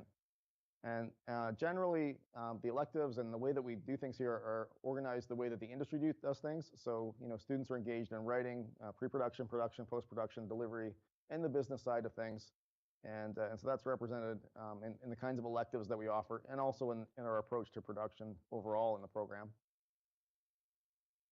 In terms of courses in first year, all the courses are nearly prescribed. So students don't choose their courses in first year, except for one exception, because we want to give students a strong foundation in every area. And so these are the courses that they take in the fall semester in first year. The Art of Cinema is a theory course. The Screen Story is it's a screenwriting course. And then we have Intro to Cinematography, Sound Recording, and Composition and Rhetoric is a breadth elective that's required of all degrees in the college. And then in the winter semester, the theory course is the Art of Documentary. Students also take Intro to Directing, Production Planning, Intro to Post, and then they get to pick a breadth elective. So breadth electives are mandated by the ministry, and students have to take one in every semester, and they're meant to, as the name implies, to broaden their education. And so they choose from a number of courses that are available in cultural studies or history or psychology. And there's also a pretty cool certificate in creativity that they can take by grouping together a number of those electives as well. Beyond first year, students get a lot of flexibility. And there is, with the theory courses, mainly a focus on Canadian film. There's also a digital interactive storytelling course. That's a course that I usually teach in second year, where they, again, broadening the scope beyond just strictly film. There's a television studio production class that's mandatory in both semesters in second year. And you're seeing a lot of our TV students in action today because they're covering today's event as a live event. And that's one of the streams that I had playing up on the screen. So you'll probably see them in action, especially if you go to our TV studio, D102, DB17. Those students today, they're part of a new elective that we launched this winter. It's a multicam live event. So this is actually an assignment for them today to cover today's event. We also do a lot of documentary production. The productions that students do at the beginning of their third year is documentary. And so the content that's playing as part of that live event today, there's a lot of our Core 1 documentaries that are being shown in that as well. And starting in second year, students get to focus on craft streams through program electives. If you sign up on the sign-up sheet, I'll be sending this presentation out to you, and it is PowerPoint is linked that goes into a lot more depth about what elective streams we offer here in the program, but I'll summarize them in a minute here. Incoming students are often curious about equipment, and so I thought I'd throw in a slide that at least for the camera geeks in the room might explain a bit about what we use. And for the most part, the program is based on the Canon C300 camera that you see on the right. So students start using that camera in their very first semester, and they continue to use that camera throughout the 4 years. But by fourth year, we do have an opportunity for students who are focusing on camera to use the ARRI Amira camera system that you see on the left, which is a professional camera system. I think we're fairly unique in Canada in terms of offering training with this kind of a camera system. If we're not the only college in Canada, or the only college or university in Canada teaching it, we're definitely in a select group. And that's what they're using next door if you go to see the demo in B122. Incoming students also often have questions about laptops. And so our program is considered a mobile program starting in second year. So you don't necessarily have to buy a laptop to come with in first year, but it is expected at the start of second year. And we do have a spec sheet. I've got a copy of the current one over on the table over there if you want to have a look. That's a screen capture of part of it on the right there. And so every year we publish an updated spec. The reason we're not mobile until the beginning of second year One of the reasons is that we believe that if you buy a computer at the beginning of second year, it won't be obsolete by the time you graduate in fourth year, because 3 years seems like enough time to be able to use a laptop. But we also have a lot of labs that have computers. So in first year, generally, you should be able to finish the assignments with the computers that we have on site. But starting in second year, when you're focusing a lot more on productions, it is advantageous to be able to have your own computer, depending, again, on which electives you pick. Now, you're all here in person today, so you're hopefully getting a chance to visit a lot of our rooms. We do have an established walking tour. We have handouts for it, and there's also BFTV tour guides. They're holding up the slates. There'll probably be some out front when we finish. But I also do have a kind of a photographic walking tour online that you can get to through this presentation, and also some 360 videos that explain a bit about our studio space. So if you want to have a look later, refresh your memory about what we have, some of these videos might be useful. Now, we have 9 areas of specialization for our electives. They're listed here. So media and cinema studies, writing, directing, cinematography, editing, sound, producing, digital production design, and visual effects. Normally students, well, for sure they try and focus on one of them, but there is time for them to focus on 2 if they want. So, it's up to individual students to decide what their areas of interest are. And so a particular student might decide to focus on writing and directing, and they take electives mainly from those 2.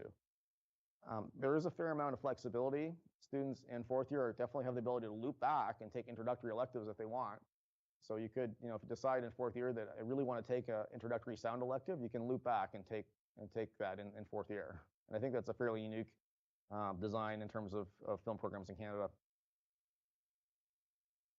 In terms of the faculty, I would say that most is probably a better adjective, are active film and television professionals. Might be writers, directors, cinematographers, editors, and sound mixers. And so the other faculty that are giving demos in the other rooms today, they're definitely available if you want to ask questions about their experience or what they teach. We also have active researchers and published authors within our faculty, filmmakers with exposure in festivals worldwide, as it says, and award-winning craftspeople and filmmakers. A little bit about why it's great to be a student here. And it's one thing for me to say it, but best you talk to the students who are here today. We have 30 student volunteers here today. They're all active students currently in the program across all 4 years. And so I encourage you to ask them questions about why, what their experience is like. But from my point of view, I think that we have a really tight peer network. And that often extends after graduation. So we had an alumni event about a month ago where a number of our grads from last year came back to talk about their experience with a project. And it was really great to see how connected they still are, that those bonds that they formed while they were students here are serving them well out in the professional world, and they're still working together. I think that's not unusual to see these kinds of things last for years after people graduate, or maybe forever. Interdisciplinary learning, as it says here, both official and unofficial. And so officially, we have some collaborations. We have one in third year where we get the composers. So there is a program here in composing for film and screen. And if you go to HBO4, you'll probably meet the coordinator of that program. But in third year, we team up the composers with our film students and to put together music for the films we're doing. And those collaborations often last into fourth year. So if you're liking some of the music you hear in some of the films when you're watching this content, some of it is being created by students who are in that scoring program. So that's an official interdisciplinary learning. There's also some unofficial stuff that happens, and definitely we encourage, because again, there are so many interesting programs at the college, and it's great to have students working together across those programs. I've already talked about the industry-based faculty. We also have faculty with doctorates who are teaching in the theory courses. Expectation and ability to change and adapt. Well, that's a mouthful. That same group of alumni that we had come back about a month ago, that was the group that really had a lot of their experience happen here through the heart of the pandemic. And it was interesting to hear them talk about how they think it made them more resilient as filmmakers and creators. I should add that we never stopped shooting films here through all those months. We figured out ways to do it, and I think we're unique in that respect. I think a lot of other film schools in Canada were not able to do it, but we, mainly because of Desiree's hard work, to be honest, managed to figure out ways to do it that were safe. And so yeah, listening to those students talk about how those experiences, figuring out how to do stuff when they had limited access to spaces and equipment was really interesting. And we have a very big alumni representation in industry. So I mentioned that BFTV itself is a young program, but there have been film and TV grads coming out of Sheridan since the early 1970s. In fact, Desiree is one, and so am I. We're grads from way back. So there are so many alumni in the industry in Canada. I'm going to put up some slides in a minute that talk about a few examples. In terms of equity, diversity, and inclusion, we aim to be a welcoming, inclusive, and supportive learning environment in all of our courses all the time. That's what we're aspiring to be. We really encourage diverse storytelling, and I teach in the third year production course, the one that does documentaries at the start of third year. And the faculty that teach in that course, I can tell you, we're really proud of the diverse set of films that we create. And you'll see a few of them go by in that streaming show that we're doing today. There's a lot of groups on campus that speak to this as well. So SWIFT is one, Sheridan Women in Film and TV, which is a club that is centered in BFTV, really. And then SSU stands for the Sheridan Student Union. And so there are a number of groups that kind of spring out of that, including SWIFT as a club that's part of the SSU as well. There's also the FAD EDI Task Force. So FAD is our faculty, the Faculty of Animation, Arts, and Design. So there's a very active EDI task force. And there's also the Center for Indigenous Learning. You might have walked by their office when you came in today because they're right beside the front door. And also the Sheridan Black Students Association, which again is part of the SSU. Now, in terms of career opportunities, it's really hard to speak to this because there are so many interests represented by students in the program, and when they graduate, it really depends upon what an individual's aspirations are and what they want to do. You can see some examples here, and we've tried to list both entry level and some more aspirational career paths. You know, at the entry level, you know, being a PA can really kind of give you the springboard to move on to other things in the industry. But you know, also camera trainees and boom operators and whatnot. And then more aspirationally, we definitely have students in the program who aspire to be, you know, directors or editors or in the camera department. And I'm going to single out the students in the room. Do you guys know what you want to do? Jessica, do you know? Or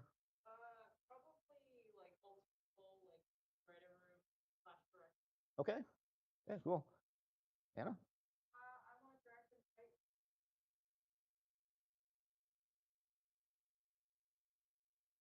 Okay, very cool. Anastasia? Yeah, so you know, already you're seeing kind of there's a wide variance in interest. So it really depends upon what you want to do. And because this is a degree level program, we think we're preparing leaders in the industry versus maybe some other programs that you might encounter. Now, I know this slide is really busy, but this is my masterpiece. I really wanted to demonstrate, you know, the success of our students in at least a couple of areas, and this one I can actually measure. So the top part of this slide, this is the Canadian Society of Cinematographers. Every year they sponsor a Student Cinematography Award. So Sheridan, in the past 10 years, has been nominated 13 times for this award, which is more than 3 times the number of the next closest school in Canada. So we dominate this award, to put it bluntly. And then at the bottom, this is the Canadian Cinema Editors. Again, the Student Merit Award. It's a little bit different than the Cinematography Award because they give multiple winners each year. But we've had 19 winners in the last 10 years, which, as you can see, is the same as the combined total of the next 3 schools. So even more dominant when it comes to editing. These are 2 that I can sort of measure. It's harder to measure other disciplines because there aren't similar directing or producing awards in Canada. But we're really proud of this. Another achievement, this is Bernice Chu, one of our sound students, or she's graduated now, but she was one of our sound students. And she was the first Canadian student to be nominated for the Cinema Audio Award. So this is a group out of the US. And so we're, again, exceptionally proud of her achievement with that. Our films do really well too, our student films. And so they screen at festivals around the world and have won lots of awards. And again, with Desiree's encouragement, a lot of our docs have been licensed by the CBC over the last few years. So nearly every year a doc gets licensed, at least one. And on the right, that screen grab, which you can't really read, but you can see a lot of laurels. That was a screen grab off the webpage for one of our current documentaries, one produced last year. This list goes on a lot further. This is maybe half of the festivals they've been in. Hugely successful documentary. And then I mentioned about graduates. So because we have a long history that goes back to the early 1970s, these grads admittedly are from the earlier predecessor program called Media Arts. But you can see how successful these folks have been. Craig Hennigan, that's who's represented here. He has won multiple Emmys. He's been nominated for an Oscar for sound design. We had him in as a guest speaker in the fall, and it was really fantastic to hear him talk about how he got his start here at Sheridan College. And if you've been down to BB10 already, one of our sound studios, he talked a lot about that room and how much time he spent there. If you go on a tour after this and you get down to BB10, just keep in mind that the guy who invented all those cool sounds for Stranger Things, that's where he started his career. Wendy Hallam Martin, also a media arts grad from 1988, has also won an Emmy, and in this case for The Handmaid's Tale. But you can see she's won a number of other awards as well. Incredibly successful editor. And Jill Purdy, who's also a sound, in the sound area, she's a sound editor, again, graduating in the 90s from media arts, and has won many awards and been nominated for a couple of Primetime Emmys, again, for Stranger Things as one of her achievements, so you can see over there on the right. Okay, so hopefully you've understood, because I've tried to speak really fast to allow us time for questions. That's my contact information again. I'm, again, the main program coordinator, one of the three. Desiree's another one, and Kathleen Cummins is our third coordinator. I know there must be questions, so we have enough time. It's 12:23, so you still have enough time to get to your next session at 12:30 if you're trying to get there. Who's got a question? Anybody? No pressure. If so, yeah. Yeah.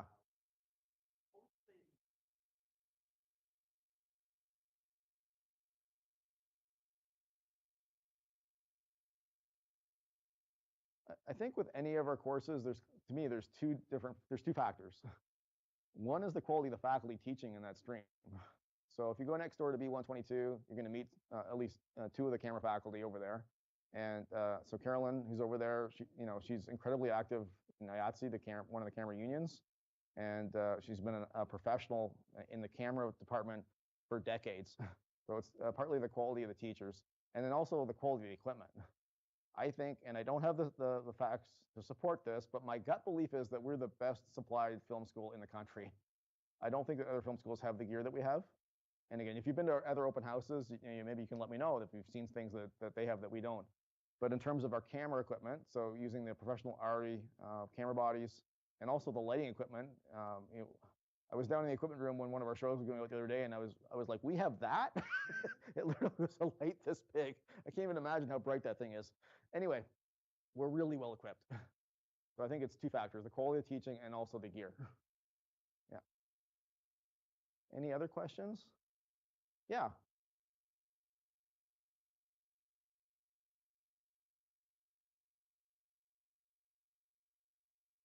Yeah. So there are challenges with cross-program collaborations because it needs to be woven into the fabric of the curriculum of both programs. There's definitely a focus in trying to do more of that in the future. I mentioned the one with the scoring students already.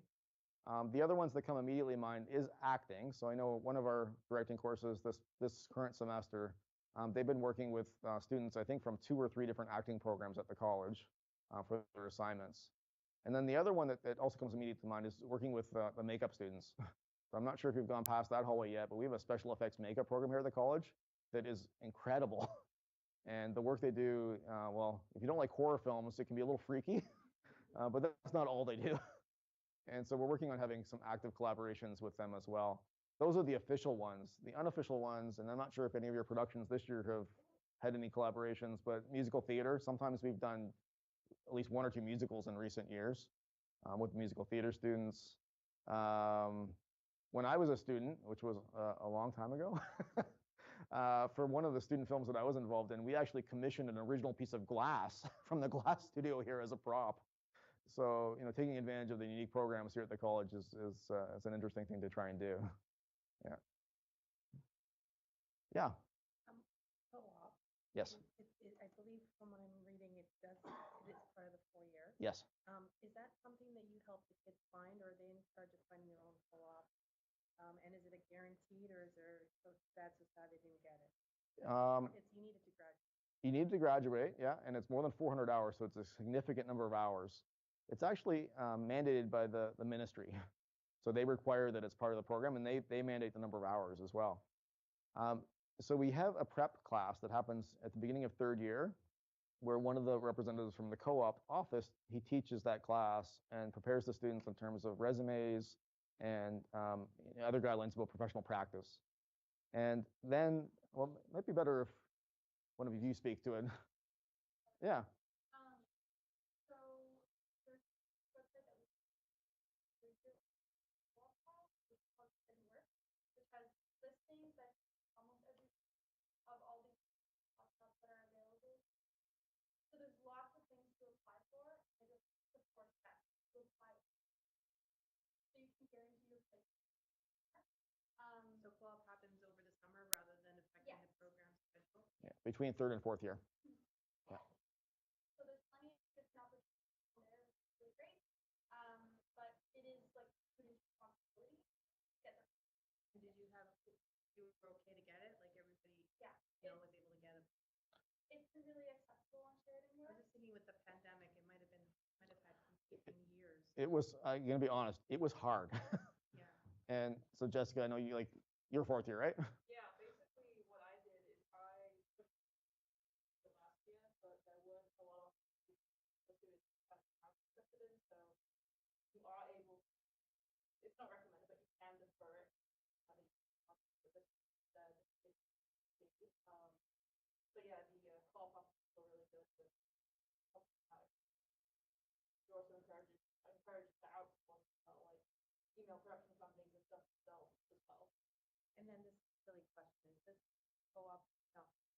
It's a mix. Oh, really? Some are paid positions and some aren't. I think if we had our way, they'd all be paid because nobody should have to work for free. But we can't control the industry, and there has been a tradition, and unfortunately in the film industry, of unpaid internships.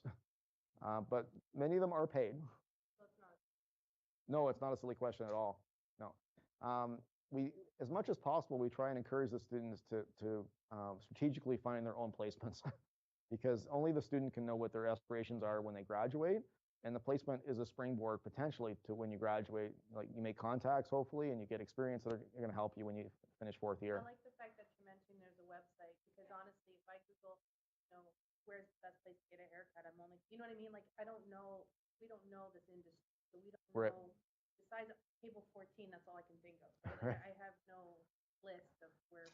There's definitely guidance, and both from the co-op office with the website we talked about, but also from faculty. So, like for example, if you wanted to try and get an internship in editing, it's beneficial to talk to the editing faculty and help them get you to understand what the landscape is like, what companies are out there, what companies may have hired co-op students in the past. Yeah. And now one more question, push the button a little bit. No, go ahead. I've met people who told us that this industry doesn't need school, that you come right into the field.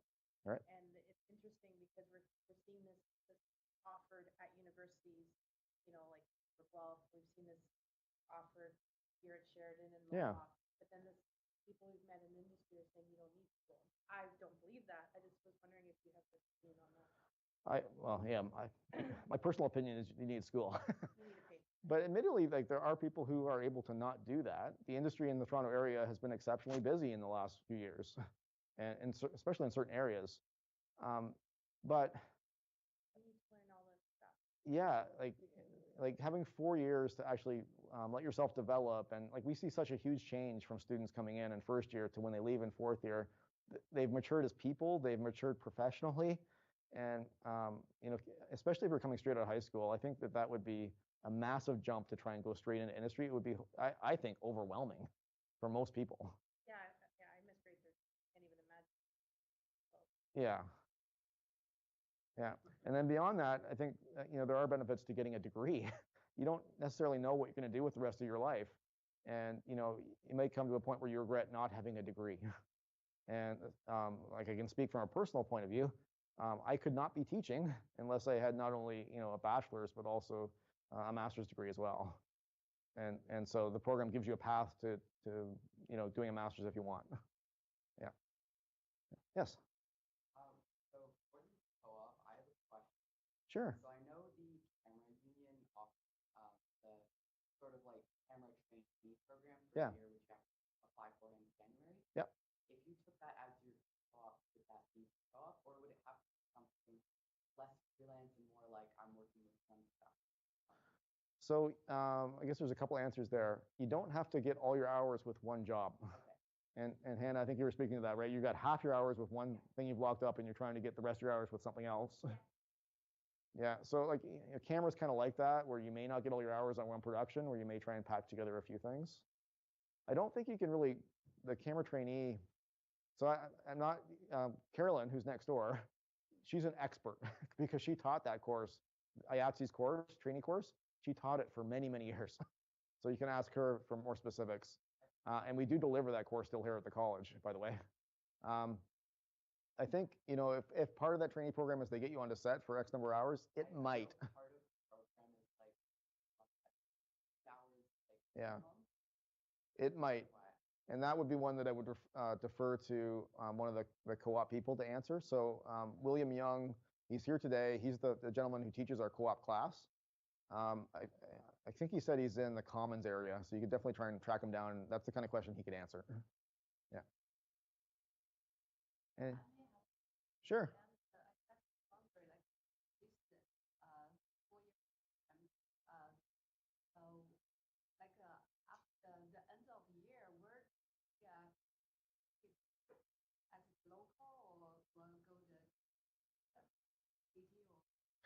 So yeah, it's between the 3rd and 4th year in the summertime that the internships happen. And we sometimes have students who go further afield for their internships. They don't have to do them in Toronto, that's for sure. So you could try and do it in Vancouver or someplace if you have connections there. I don't know about recently, but there have definitely been students in the past who've done international co-ops as well. During the pandemic, for some of our students, that became necessary because they were international students to begin with. And for example, we had students, a bunch of students in Shanghai. And so they were taking courses remotely and doing their internships in Shanghai. So I wonder, is the summertime is personal looking for it, or just will give you the opportunity to try? Well, it's mandatory, so you have to, for one thing, and it's a combination of both. So we do have the jobs board where the students can look at posted positions. And so those are usually companies that approach us and say, we want an intern, and those positions get posted on the board. But we also encourage the students to act on their own and to reach out to companies that may be more connected with what they want to do ultimately when they graduate. There should be some of those on the job board as well, but being kind of self-motivated, we think there's a big advantage to that too. Okay. Yeah. Yes. Is the part of the program covering live television versus recorded for the editing? Yes. Yes. So the students that you see today, and actually let me just pull it up on the screen. We can see what's happening right now. It's me. I am the live show right now. Hello, everyone. So I'm going to switch off that so we don't get this weird thing happening. Those students, that's an assignment for them today. We have a new course that we launched this winter that's a multicam live event course. And so they're covering the event today. They also covered a sports event a few weeks ago. So those have been the two major assignments for this semester. And you know, next year, we'll see if they cover this again event or not, or if they do some other event. But we definitely do teach that. We also have 2 mandatory TV courses that students take in second year. And as part of that, they do learn how to do things live. So if you go for the tour and go to D102, you'll see them actually switching the show live there. Yeah. Yeah, and we do have 2 TV studios on campus right now. We have the D102, and you may also want to peek in on the journalism studio where I think they're all. Wasn't that all wonderful? Well, you know what? You know what's on the top of my mind? How does it feel like Avatar made? You know, no, honest question. Let's really talk about this. Well, you know what? Thankfully, we have a brand spanking new virtual production studio and classroom, and they're going to do a live demonstration. You know what? How to do motion capture, how to not? Let's find out. I'm really excited.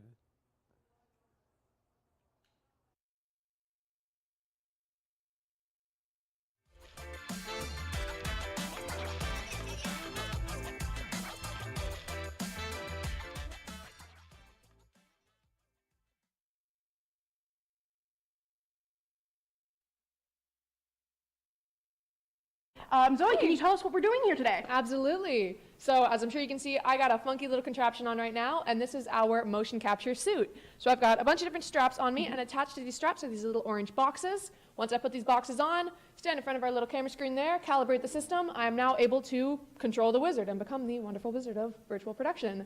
So that means that whenever I move, all these trackers help translate it to the screen there. And then we have the little wizard moving around as well.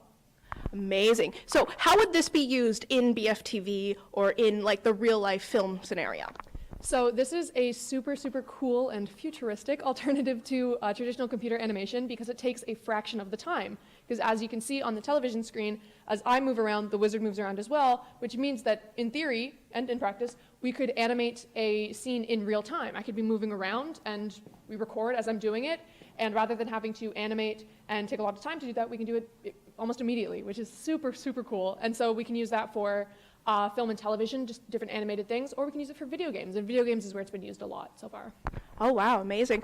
So basically, it's kind of like in, say, like The Hobbit when they animate Smaug. It's kind of like that?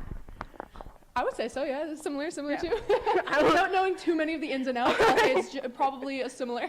Wow, amazing. Anyway, so we're going to go over here now with Nicholas. We're going to look at some maple syrup over here. Now, Nicholas, what is this? Well, this is a demonstration of in-camera visual effects. So again, we're using gaming engines, Unreal Engine, to render a 3D scene on the TV screen that you see behind me. And in this case, we're looking at more photorealistic scenes. So on the previous demonstration you saw was more of a cartoon looking set. In this case, we're trying to go for photoreal. So the background that you've got on the screen is a 3D background. It's not a photograph or a video file. It's actually being rendered in real time in 3D. And what we're able to do is actually attach the camera, the physical camera, to the 3D set. So when I move this camera in real life, you'll see that the 3D environment on the screen behind me moves to adjust for the perspective of this real camera. And in this case, we're just doing an advertisement for maple syrup. But you know, in the industry, this might be used on much larger shows, things like The Mandalorian, Star Trek Discovery, Star Trek Strange New World, both of which are filmed here in Toronto, are using this technology but on a much larger scale. So they would have a 10,000 square foot studio with a 120-foot LED wall that surrounds the subjects so that they can do this kind of thing in real time. And basically it allows us to do more complex things in real time than having to do, say, green screen or go to complex locations. Wow, that is really interesting. And you're doing something like that, I know, in BFTV right now for a class, virtual production in class. But isn't it becoming a like advanced like position, kind of advanced course, advanced program? Yeah, so we have Intro to Virtual Production in the Bachelor of Film and Television program. I teach that class in the 4th year. And then we're also relaunching our Advanced Television and Film program, which is going to be focused in virtual production. So it's a 1-year certificate program. So students have to have a degree or diploma to enter into that program, or some career experience to enter into that program. And it's really going to be focused on virtual production. So what you would learn in one course in BFTV, imagine that stretched out with more detail over an 8-month period for ATVF. Oh, wow, that's amazing. What would you say, like, give us a little bit of details of the advanced course, per se? Yeah, so we start by kind of getting folks up to speed on filmmaking techniques and the lingo of the film industry. So we're expecting that we'll have people from film, people from game design, people from animation coming together into this program. So we're having conversations about how they can all start to speak the same language. So that's the first kind of boot camp week. And then we start learning Unreal Engine, we start learning the filmmaking process for virtual production, the different types of virtual production, which we've seen, you know, live animation, and we've seen the ICV effects, so those are parts of it. And then in the second semester, we really get into doing major production in virtual production. Oh, wow, that's amazing. So with the, I know I'm kind of like going back now, so intro in BFTV, it's a 4th year course, if I'm correct, and so what do you do in that? So I kind of consider it like a tasting menu, if you will. It's kind of a way to touch all the different things virtual production. So we really do start with learning a little bit about the history of visual effects and how virtual production plays into that. Then we go into learning Unreal Engine and how to use that as a tool, and we start kind of from the ground up learning how to build a 3D environment, 3D landscape, how we get assets to do that. And then we'll do a very similar assignment to what you're seeing behind me here, where we'll do a short product advertisement. Students will build the environment, they'll bring in a product, they'll set up the table, and they'll do a short 30-second ad for that. And then we'll explore things like motion capture. We'll explore things like it's called simulcam, where you're doing live keying on a green screen. So we'll do explore those types of virtual production techniques as well.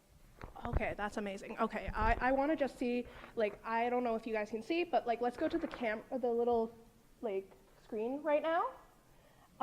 Nicholas, do you want to do a demonstration of that, please?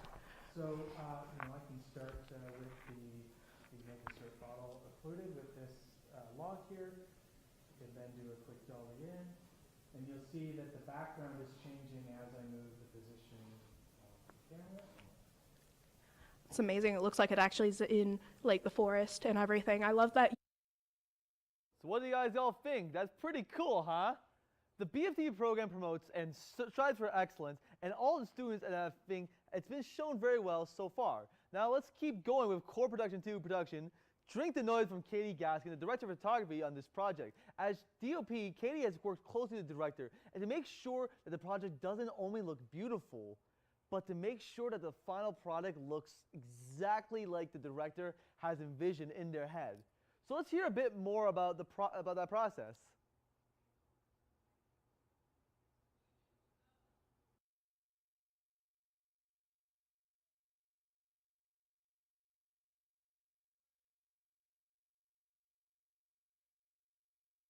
Okay, about what?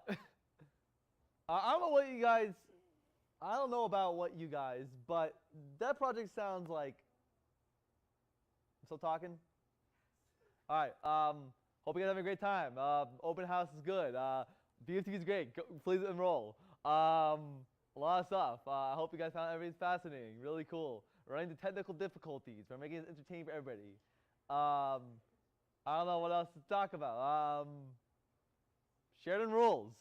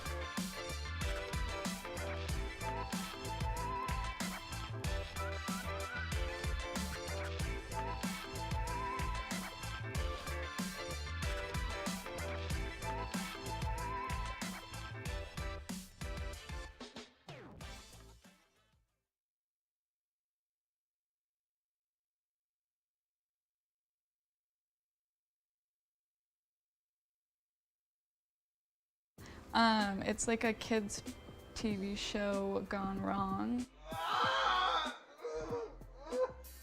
So we've got like a puppet named Max, and then the lead Jojo, and Max invites someone to this like birthday party that Jojo doesn't know, and then everything starts going a bit awry.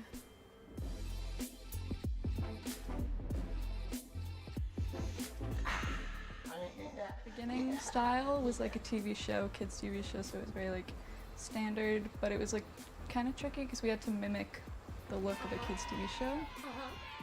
That's great.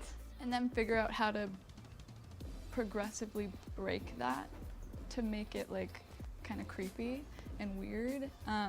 So then by the end, it's like completely different style of shots. But it was a fun progress to kind of copy a style and then subtly start breaking it and then have it just entirely like broken and different at the end. Eden played the puppet, and he just made the set very like lighthearted. Whenever anyone was stressed, he would just like speak through the puppet, and it was just like very entertaining, and it just like would lighten the mood.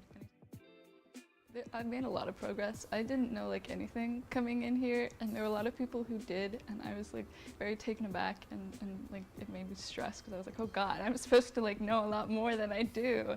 But you don't need to. Like you'll learn everything, and just like by working on stuff, like you'll progressively just get better. So like now I feel like I have a much better handle on things, and I have like people around me as well that are like good, and they help out, and just yeah, I don't know. You learn things. You don't need to worry if you're not at a point where you feel like you know everything, and you won't still be at a point where you know everything because you'll just kind of keep learning new things. I would like to keep working in camera. I do like editing as well, but maybe more of a side gig. But I really like camera, and I think that's something I'd like to keep doing because it's fun. Women in camera, join camera, please. We need more.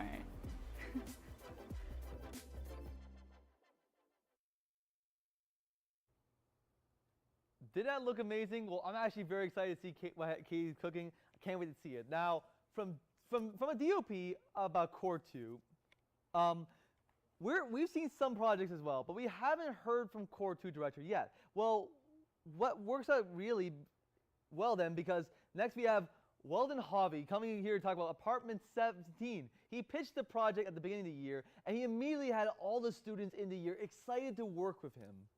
While creating the idea, he also had to work closely with the cast and the crew to make sure everything looked as realistic as possible while still sticking to his idea. Let's see how his experience has been so far.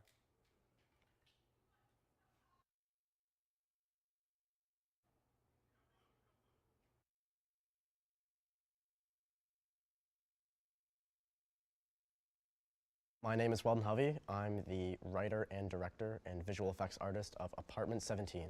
The film kind of follows a washed-up author set in 1960s New York, and it's about him kind of setting out to reclaim his fame through a gripping story in the apartment next door as he learns about the inner workings of the mafia and some secrets that are going on. And this is a crime sort of noir film as well. Being the writer and director, I had a very clear idea and vision while I was writing. I was kind of thinking of having that just one actor, one location, fairly simplistic to shoot, something realistic we could do in the time span with the gear and crew we have.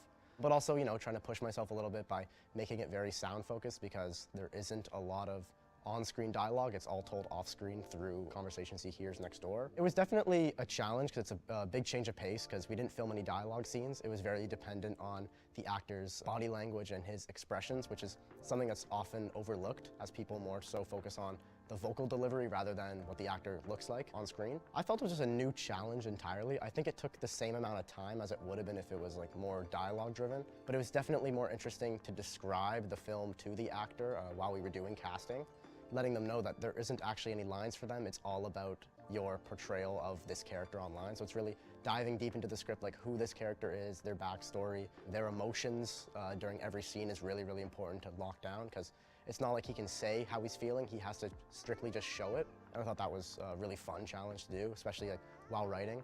So my favorite part about working on this film would definitely be the production. It was a nice change of pace to be on set and be on a location. As we decided not to shoot in studio, we went on location, a loft in downtown Toronto. That was a lot of fun to get a really talented crew out there. We had lots of gear, lots of cameras, and lots of people working around to kind of make this vision complete. And I think it turned out really well visually, and I'm excited to keep developing it in the edit. I would definitely say for future filmmakers to keep it fairly simplistic and really focus on the essence of your story, like what are you trying to tell, and try to figure out the minimal way to tell it, and then you can kind of add from there. I think getting sort of the base of the story is really important because sometimes you get overlooked. You're in film school, you have all this fancy gear, you want to use these big sets, but I think the story is the most important. So really focus on that before you jump the gun. There's been a lot of progress, especially after this film. This one film is definitely the biggest project I've worked on, and especially coming from first year, especially during COVID, we were doing a lot of stuff at home. We were using our own handheld phones and our own personal DSLRs. So to go from that to a large crew of about 20, 25 people on set using professional equipment was a big change. I've learned a lot about all the different roles, all the importance of lighting, the importance of blocking, and that's definitely something I've learned along the way at Sheridan.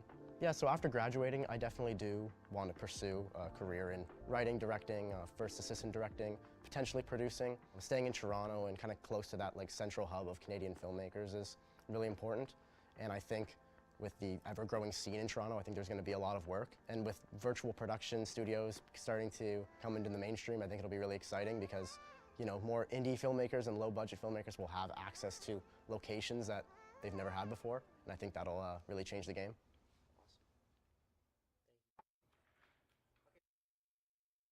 Got Johnny, buddy, you're killing me here.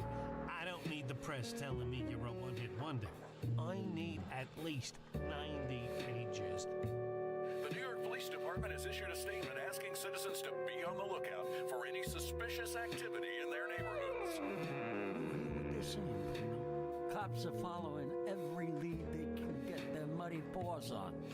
Well, I need you to send a message. There's someone else here.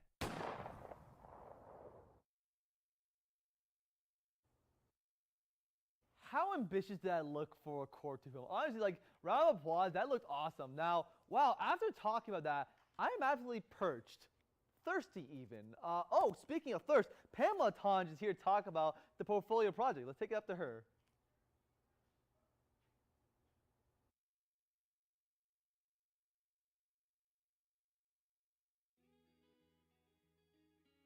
My name is Pamela Tonge. I am the director of Thirst, which is a short film for portfolio.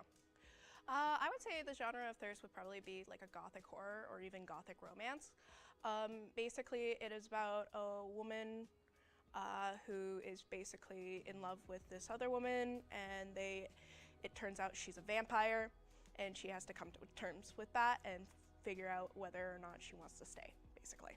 During like directing and all that stuff, during like production and pre-production, I kind of focused more on like a lot of aesthetic stuff, as well as like I was in the writer's room a lot. I was kind of like supervising. I let the writers do a lot of the stuff, but whenever I felt like they were going off the full vision, it was kind of a, hey, how about we do this? How about we do that? But after like the script was done and it was like locked for the script, I usually focused more on like the aesthetics, like what lighting we wanted, like what the costumes would look like, what the design of the makeup would be for the vampire, just a bunch of like more aesthetic stuff. And like I literally hyped myself up for production day because I was like, this is going to be interesting. This is my first time really directing like a short, so that was really interesting. During production, definitely it was a bit haywire at first, a little crazy, but we really banded together and got a lot done. I have like an editor's eye, so like during production I am focusing on cuts and how mentally I would put it together. And it's kind of like a big, in a way, I don't know if it would be a culture shock, but it's kind of a big like shock when you see someone else's mental image of what the things are, like how the scenes will go, and see that on paper, and you're like, okay, I like this, but like let's try it this way.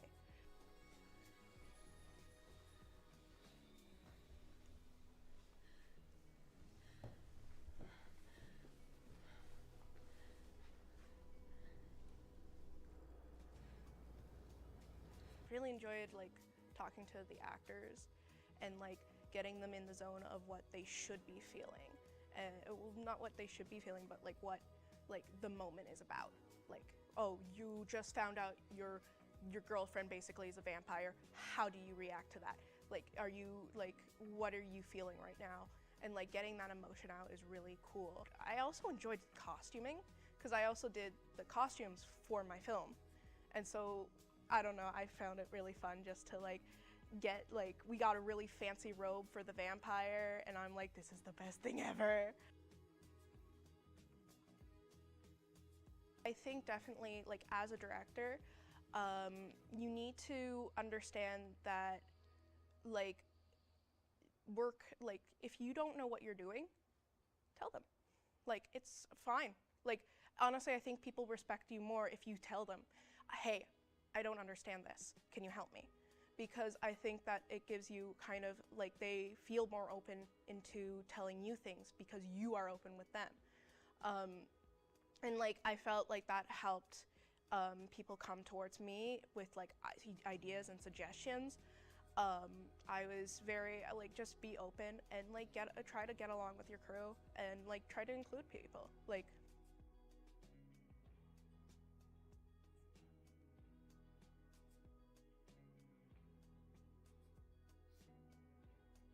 definitely sticking to your guns, but also listening to other people, definitely. But yeah, coming from that anxious, like, teenager basically to like who I am now is like insane.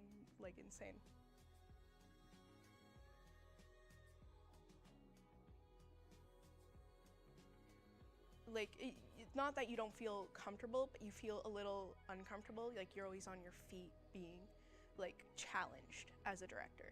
And I think that that's your calling. And he's always talking to me about, he's like, you know, find your people. And he's like, you found your people. And it was a big moment. He cried. I was like, oh God, now you're making me cry. But I would love to direct again, and I really enjoyed it, and I enjoyed being in that role. So I would hope to direct again. So that's kind of where I want to go in the future.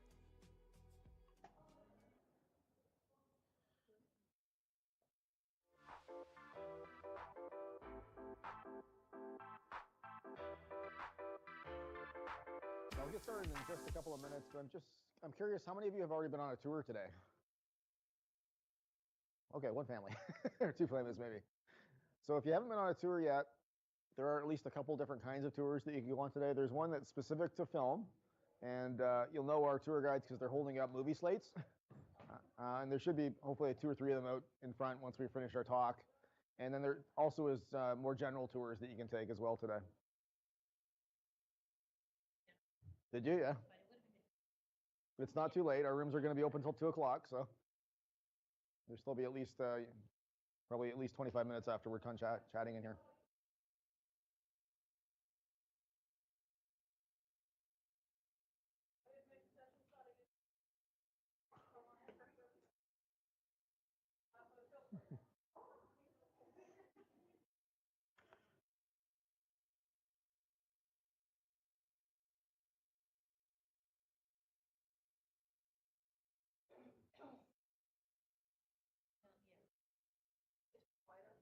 We're good to go? Oh. And there'll be a couple of tour guides at least when we're done? Yes. Okay, awesome. Yeah. All right, so we can close the doors and we'll give it a go here. So welcome. Thanks for coming out on such a poor weather day. I imagine that's, I think open house is generally a lot busier than this. I'm pretty sure it's the weather that's why things are a little bit less busy today, which is good for you because it means that you don't have as much, the big crowds aren't in all the rooms. So you're able to get in and actually see the demos today, which is great. My name is Randall. I'm the program coordinator for the Bachelor of Film and TV program. Our program is a little bit unique in that we actually have 3 coordinators. So I'm the generic coordinator. Desiree over there is the production coordinator, and Kathleen Cummins is our curriculum coordinator. She's not here today, but she's definitely available to answer questions if there are any follow-up questions about curriculum. So I've got a slide deck that I think it has about 20 or 25 slides in. I'm going to try and get through it in about 20 or 25 minutes, so there's still time for questions. And then if you want to do a tour, there'll still be time for that. I'm just going to begin with a land acknowledgement. We acknowledge the land for sustaining us and for providing us with the necessities of life. This territory is covered by the Dish with One Spoon Treaty and the 2-Row Wampum Treaty, which emphasize the importance of joint stewardship, peace, and respectful relationships.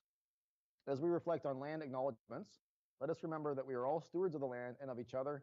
We recognize the land on which we gather has been and still is the traditional territory of several indigenous nations, including the Anishinaabe, the Haudenosaunee Confederacy, the Wendat, the Métis, Mississaugas, the Credit First Nations. Since time immemorial, numerous indigenous nations and indigenous peoples have lived and passed through this territory. Sheridan affirms that it is our collective responsibility to honor the land as we honor and respect those who have gone before us, those who are here, and those who have yet to come. We are grateful to the opportunity to be learning, working, and thriving on this land. Apologize, third time through this today, and I'm losing my voice. I'll try and keep going here. So I do have a reel to play for you. It's a collection of student work, and you are seeing other student work on the monitors outside as part of our live show today. The stuff on the other monitors, a lot of that is from films that are being produced this year. What I'm going to show you is not from this year, it's from maybe the previous 2 or 3 years, but you'll get a sense of the kind of work that our students do in the program.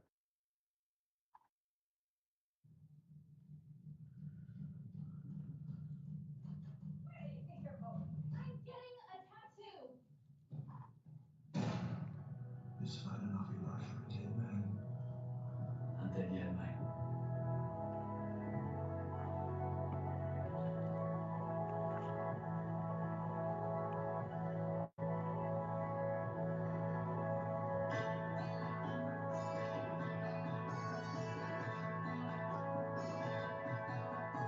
Camera is rolling. Great.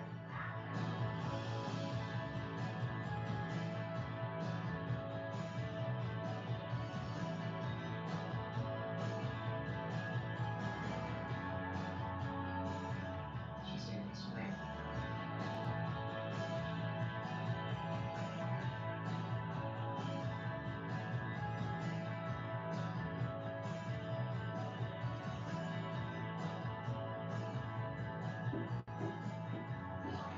Camera's rolling. Call it. 10 Bravo, take 1. All right. Great. Next place. Camera's rolling. C9 Alpha, take 2. Great.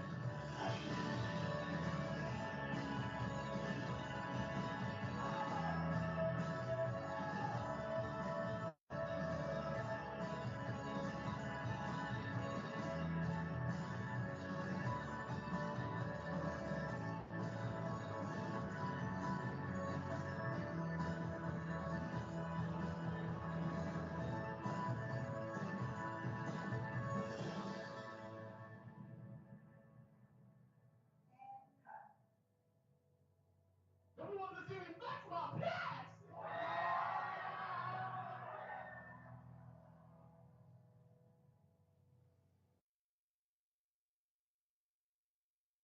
So again, those are examples of work from previous years, and you'll see more on the displays in the hallway if I can just go to advance now.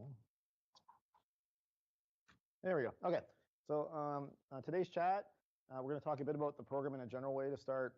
We'll talk about the course load, especially in first year, a little bit about co-op or internship opportunities and faculty experience, and also a bit about career opportunities for once the students graduate. And I'll add that all the photos that are in the deck, in the slide deck today, they're all fairly recent photos from students working in the last couple of years. So BFTV is a 4-year honors degree program. It's a relatively young program. We launched in 2014, but we have a long history of teaching film and TV here at Sheridan College that started in the early 1970s. So there was a predecessor diploma program called Media Arts, but we're now a degree program, and we've been a degree program for a number of years. We're a large program, 450 students spread across the 4 years, and we're, I think, the second largest program in the Faculty of Animation Arts and Design. Our faculty by itself, I think, represents the largest film school, not the largest film school, the largest art school in Canada, or close to it. So we're a large program in a large art school. We have 11 full-time faculty and 25 part-time faculty, and annually our students produce more than 60 short films, but that's a bit not representative because they actually produce a lot more work than that. Almost all of our technical classes are producing content. So in fact, there are hundreds of bits of content that are produced every year, but 60 that we officially recognize as productions. In terms of the program scope, it's meant to be a blend of theory and hands-on learning. And so that's represented in the program map, where in every single semester, there is one mandatory theory class and one mandatory production class. And then in addition to that, students can pick program electives and also a breadth elective. I'll get into that a bit more in a second in terms of the structure for the electives. But we really try and focus on the way that production happens in industry. So, writing, pre-production, production, post-production, delivery, and business. That's represented, or these things are represented in the electives that we offer, and also in our approach to the production classes. In the very first semester, so the first fall semester, there are 5 courses. In fact, there are 5 courses in most semesters, except for semesters 5, 6, and 7, when there are 4. 15 credits per semester. And so in that first fall, the theory course is the art of cinema. The screen story is a screenwriting course. Intro to cinematography, sound recording, and composition rhetoric. Composition and rhetoric is a breadth elective. It's a mandatory breadth elective in all the degree programs. In the winter semester, the theory course is the art of documentary. And then there's also the introduction to directing, production planning, intro to post-production, and a breadth elective that students get to pick. So breadth electives are mandated by the ministry, and there's one in each semester. And so the students get to pick a course from a number of different courses, including courses related to history, psychology, cultural studies. There's also a special certificate in creativity they can get if they get a number of electives that are kind of prescribed. After first year, there is a lot more flexibility about what students can pick. And with the theory courses, there's definitely a focus on Canadian film. There's also a course in digital interactive storytelling. In fact, I teach that course in second year. And then there are TV studio production classes. Those are the production classes in second year. And the students you may have seen running around today with a TV camera, those are students taking a multicam live event elective that's kind of sprung out of the mandatory TV courses. It's a brand new course that we're offering for the first time this winter. Documentary production. Students produce documentaries at the beginning of their third year. And in fact, we do usually more than 30 docs per year in third year. And starting in second year, students get to pick program electives and can focus on craft streams. And I do have a list of the streams that I'll put up in just a second. There's also a PowerPoint that's linked here that has a lot more detail in terms of the electives and the specializations. And if you signed up on the sheet, when I send out an email to you all, I'll include this presentation, and you'll be able to click through on that to see more information on our electives. Sometimes people entering the program are really curious about the studios and the equipment, the gear that we use, and especially the camera gear. So I thought that I'd throw a slide in with this. Our program is based, for the most part, on the Canon C300, the camera you see on the right side. And students start using that camera from the very beginning in first year. In fourth year, there's an opportunity for students to use the ARRI Amira camera system. That's the one on the left. And this is it's a pro cinematography system that's equivalent to what they would use in industry. And I believe that if we're not the only program in Canada that's offering that camera system, we're one of a very select group that has that as something that students can use. People also often wonder about laptops, and we're a mobile program starting in second year. So students don't need to have a laptop in first year. They can use our labs. There usually is enough time in labs. Not usually. There always is enough time in labs to do assignments. But starting in second year, there's more of a focus on productions, and we think it's advantageous for students to have their own laptop. The other reason that's delayed until second year is because we believe that if you buy a laptop in second year, it will last you to fourth year without being obsolete. Right? If you buy it in first year, you may not quite get there. Oh, and so on the right, that's a screen grab from the specs that we publish every year for the students. There is a copy of that sheet over there on the table if you're curious. Those are the current specs. But again, we wouldn't expect incoming students to purchase a laptop until the start of their second year.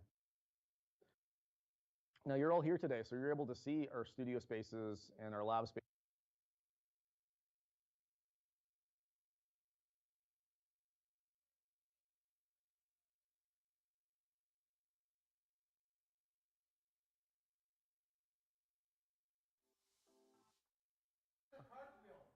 What?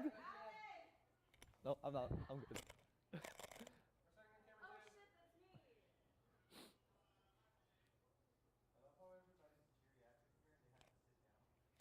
hearing about portfolio projects going on really makes me want to see a bit more of what the fourth years have been working on. How about we re-roll a sizzle reel for portfolio and see all the amazing work that's been happening this year?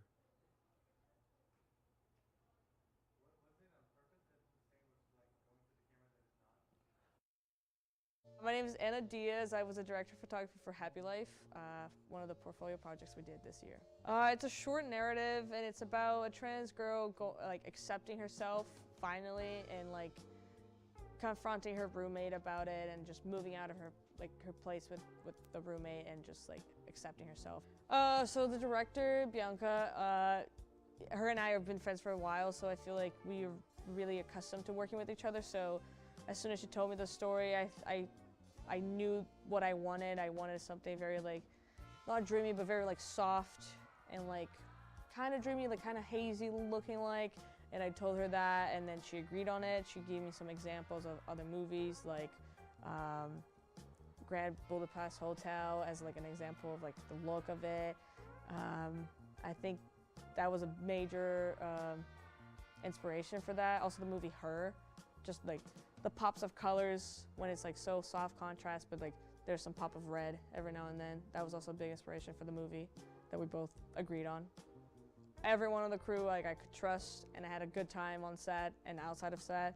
So for the meetings, it was fun just going to every meeting. Even though it was 9 a.m., I still had fun because I was friends with everyone. Same with set, it was like 7 a.m. every day. So that was rough, but still, I was excited to go because I knew I would have fun with my friends and still get the work done, because we can still have fun and still get the work done. So I think that was the best part of it. Don't be caught up on like trying to find your vision or like your style so soon. Just like try to experiment, make mistakes. Don't be scared to make mistakes, or just like learn with every set you go on. Like don't over prepared, because if you over prepare, I feel like you won't have as fun on set. You're gonna be too stressed, which you're already gonna be stressed on set. So try to just go with the flow, prepare as much as you can, and just be ready to make mistakes, and be patient with yourself when it comes to like creating a style and creating your own look for things. I had no idea what a DOP was in first year. Like I had a vague idea, but I didn't know all the duties and everything that we had to be done. Same with like the whole camera and lighting department. I didn't know those were two different things. I didn't know there was a whole team for lighting, a whole team for camera. So I learned a lot about that, like different roles inside each department and how each department worked together. I think the biggest thing I learned is like how we all have to do these individual tasks, but we also all need to work together. Like you're never going on a film set and working by yourself. You're also gonna have to work with other people, and that's a big thing that I've learned since first year. To like always have your own like set of skills, but also trust each other with their own set of skills. I came into this program wanting to be like a director of photography, but I don't know if I would want to be that, because I've learned that it's also fun just being a first AC or learning how to be a gaffer, and that was fun. So I would be happy to do either or, but I would be happy to reach the role of DOP. But I feel like now it's more like there's so many options that it's hard to pick one. I think that's the biggest difference between me and first year, now and first year, yeah. All right, guys, welcome back, and I have no introduction left here. I think this guy speaks for himself. He's a living man, a legend, someone I look forward to for the exact opposite reasons that you think. I'll let your manager hear a while about how entertainment profi is. This is Artur. How's it going? Nice to see you. Nice to see you. This is an uncomfortably noisy chair. It is. It just causes like a suspension of disbelief unimaginable.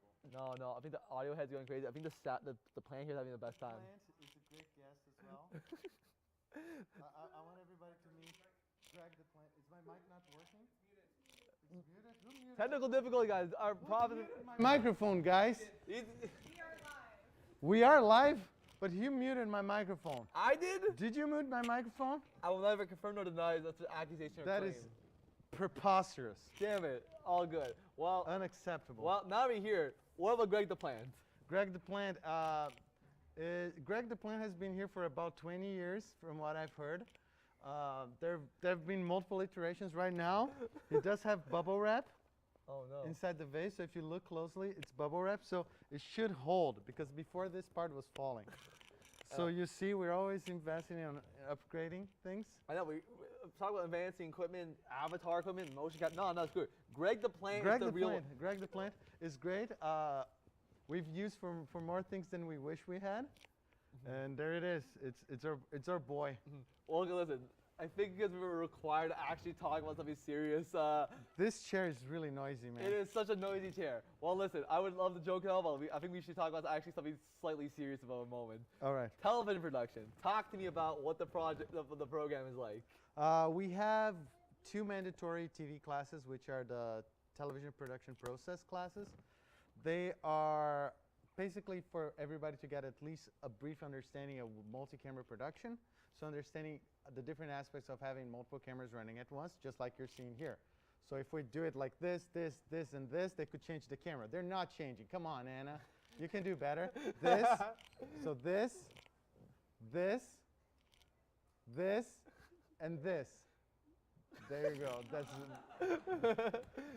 so you could have, which is a completely different mentality than you have for when you're doing a motion picture or something like that, because you have all the time in the world to set up a shot and say, hey, you know what? Let's do one more for safety. There's no for safety here, guys. There is absolutely no safety. And stuff breaks. It's just danger all the time. If you don't pay attention, something's gonna happen. No, what really surprised me is we did a volleyball game a month ago, and like on the first rehearsal, one of the camera's internal circuit sockets blew up, and then the first day I was operating, of course, the game I operate, I gotta be the main character out here. The ball hits the camera, and of course, the zoom mechanism stops working. So it's very fragile. You learn basically, you gotta work on the fly and stuff. So one thing I really like about TV that. What I like about your approach, like in the second semester, you let people make their own shows and just kind of have fun and wild. What's your game plan? Do you really just like seeing our creativity foster, or do you just want us? That concept of letting you guys pitch and do everything came from a mix of everybody complaining that, in core and portfolio, we don't really get to pick stuff. We do whatever the profs choose. And they were like, you know what?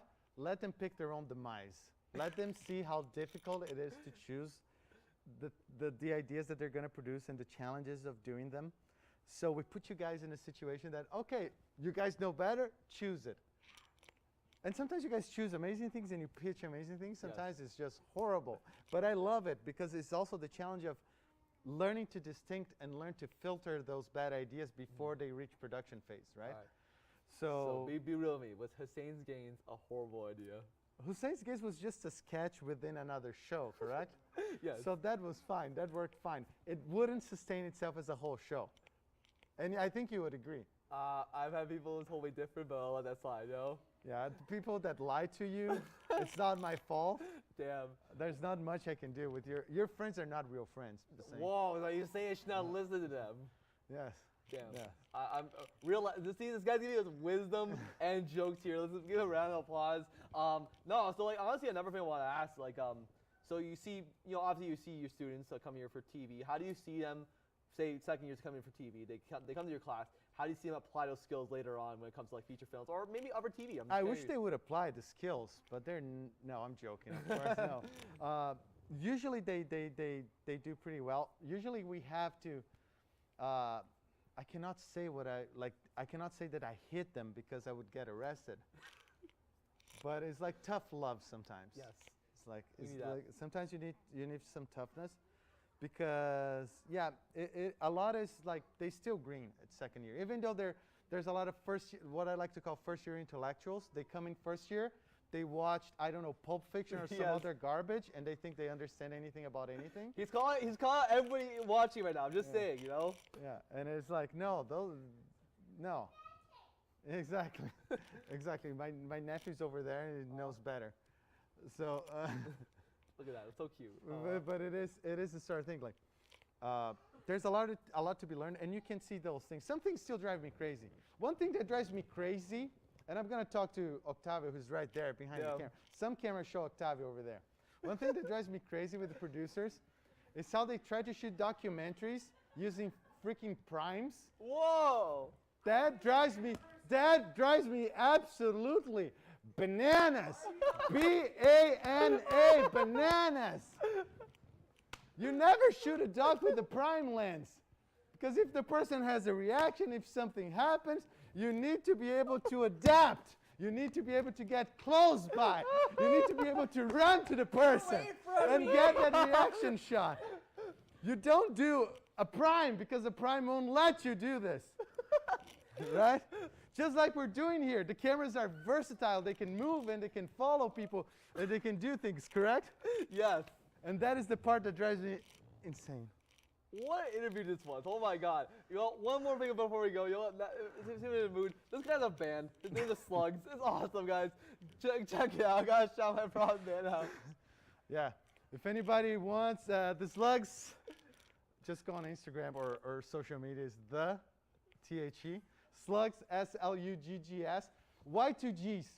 Imogen, why two G's? No, it's nobody knows. It's a mystery. Damn. Yes, exactly. It's great gains. Damn. Like Hussein gains. Yes, sir. Yes, sir. Yes, sir. I think this has gone really wild, but you know what? This is the best interview you've ever done. I'm sorry. We could talk for 5 years. Artur, thank you so much. Have a good one, Hussein. Thank you very much. Bye. Bye, guys. Run a package, please.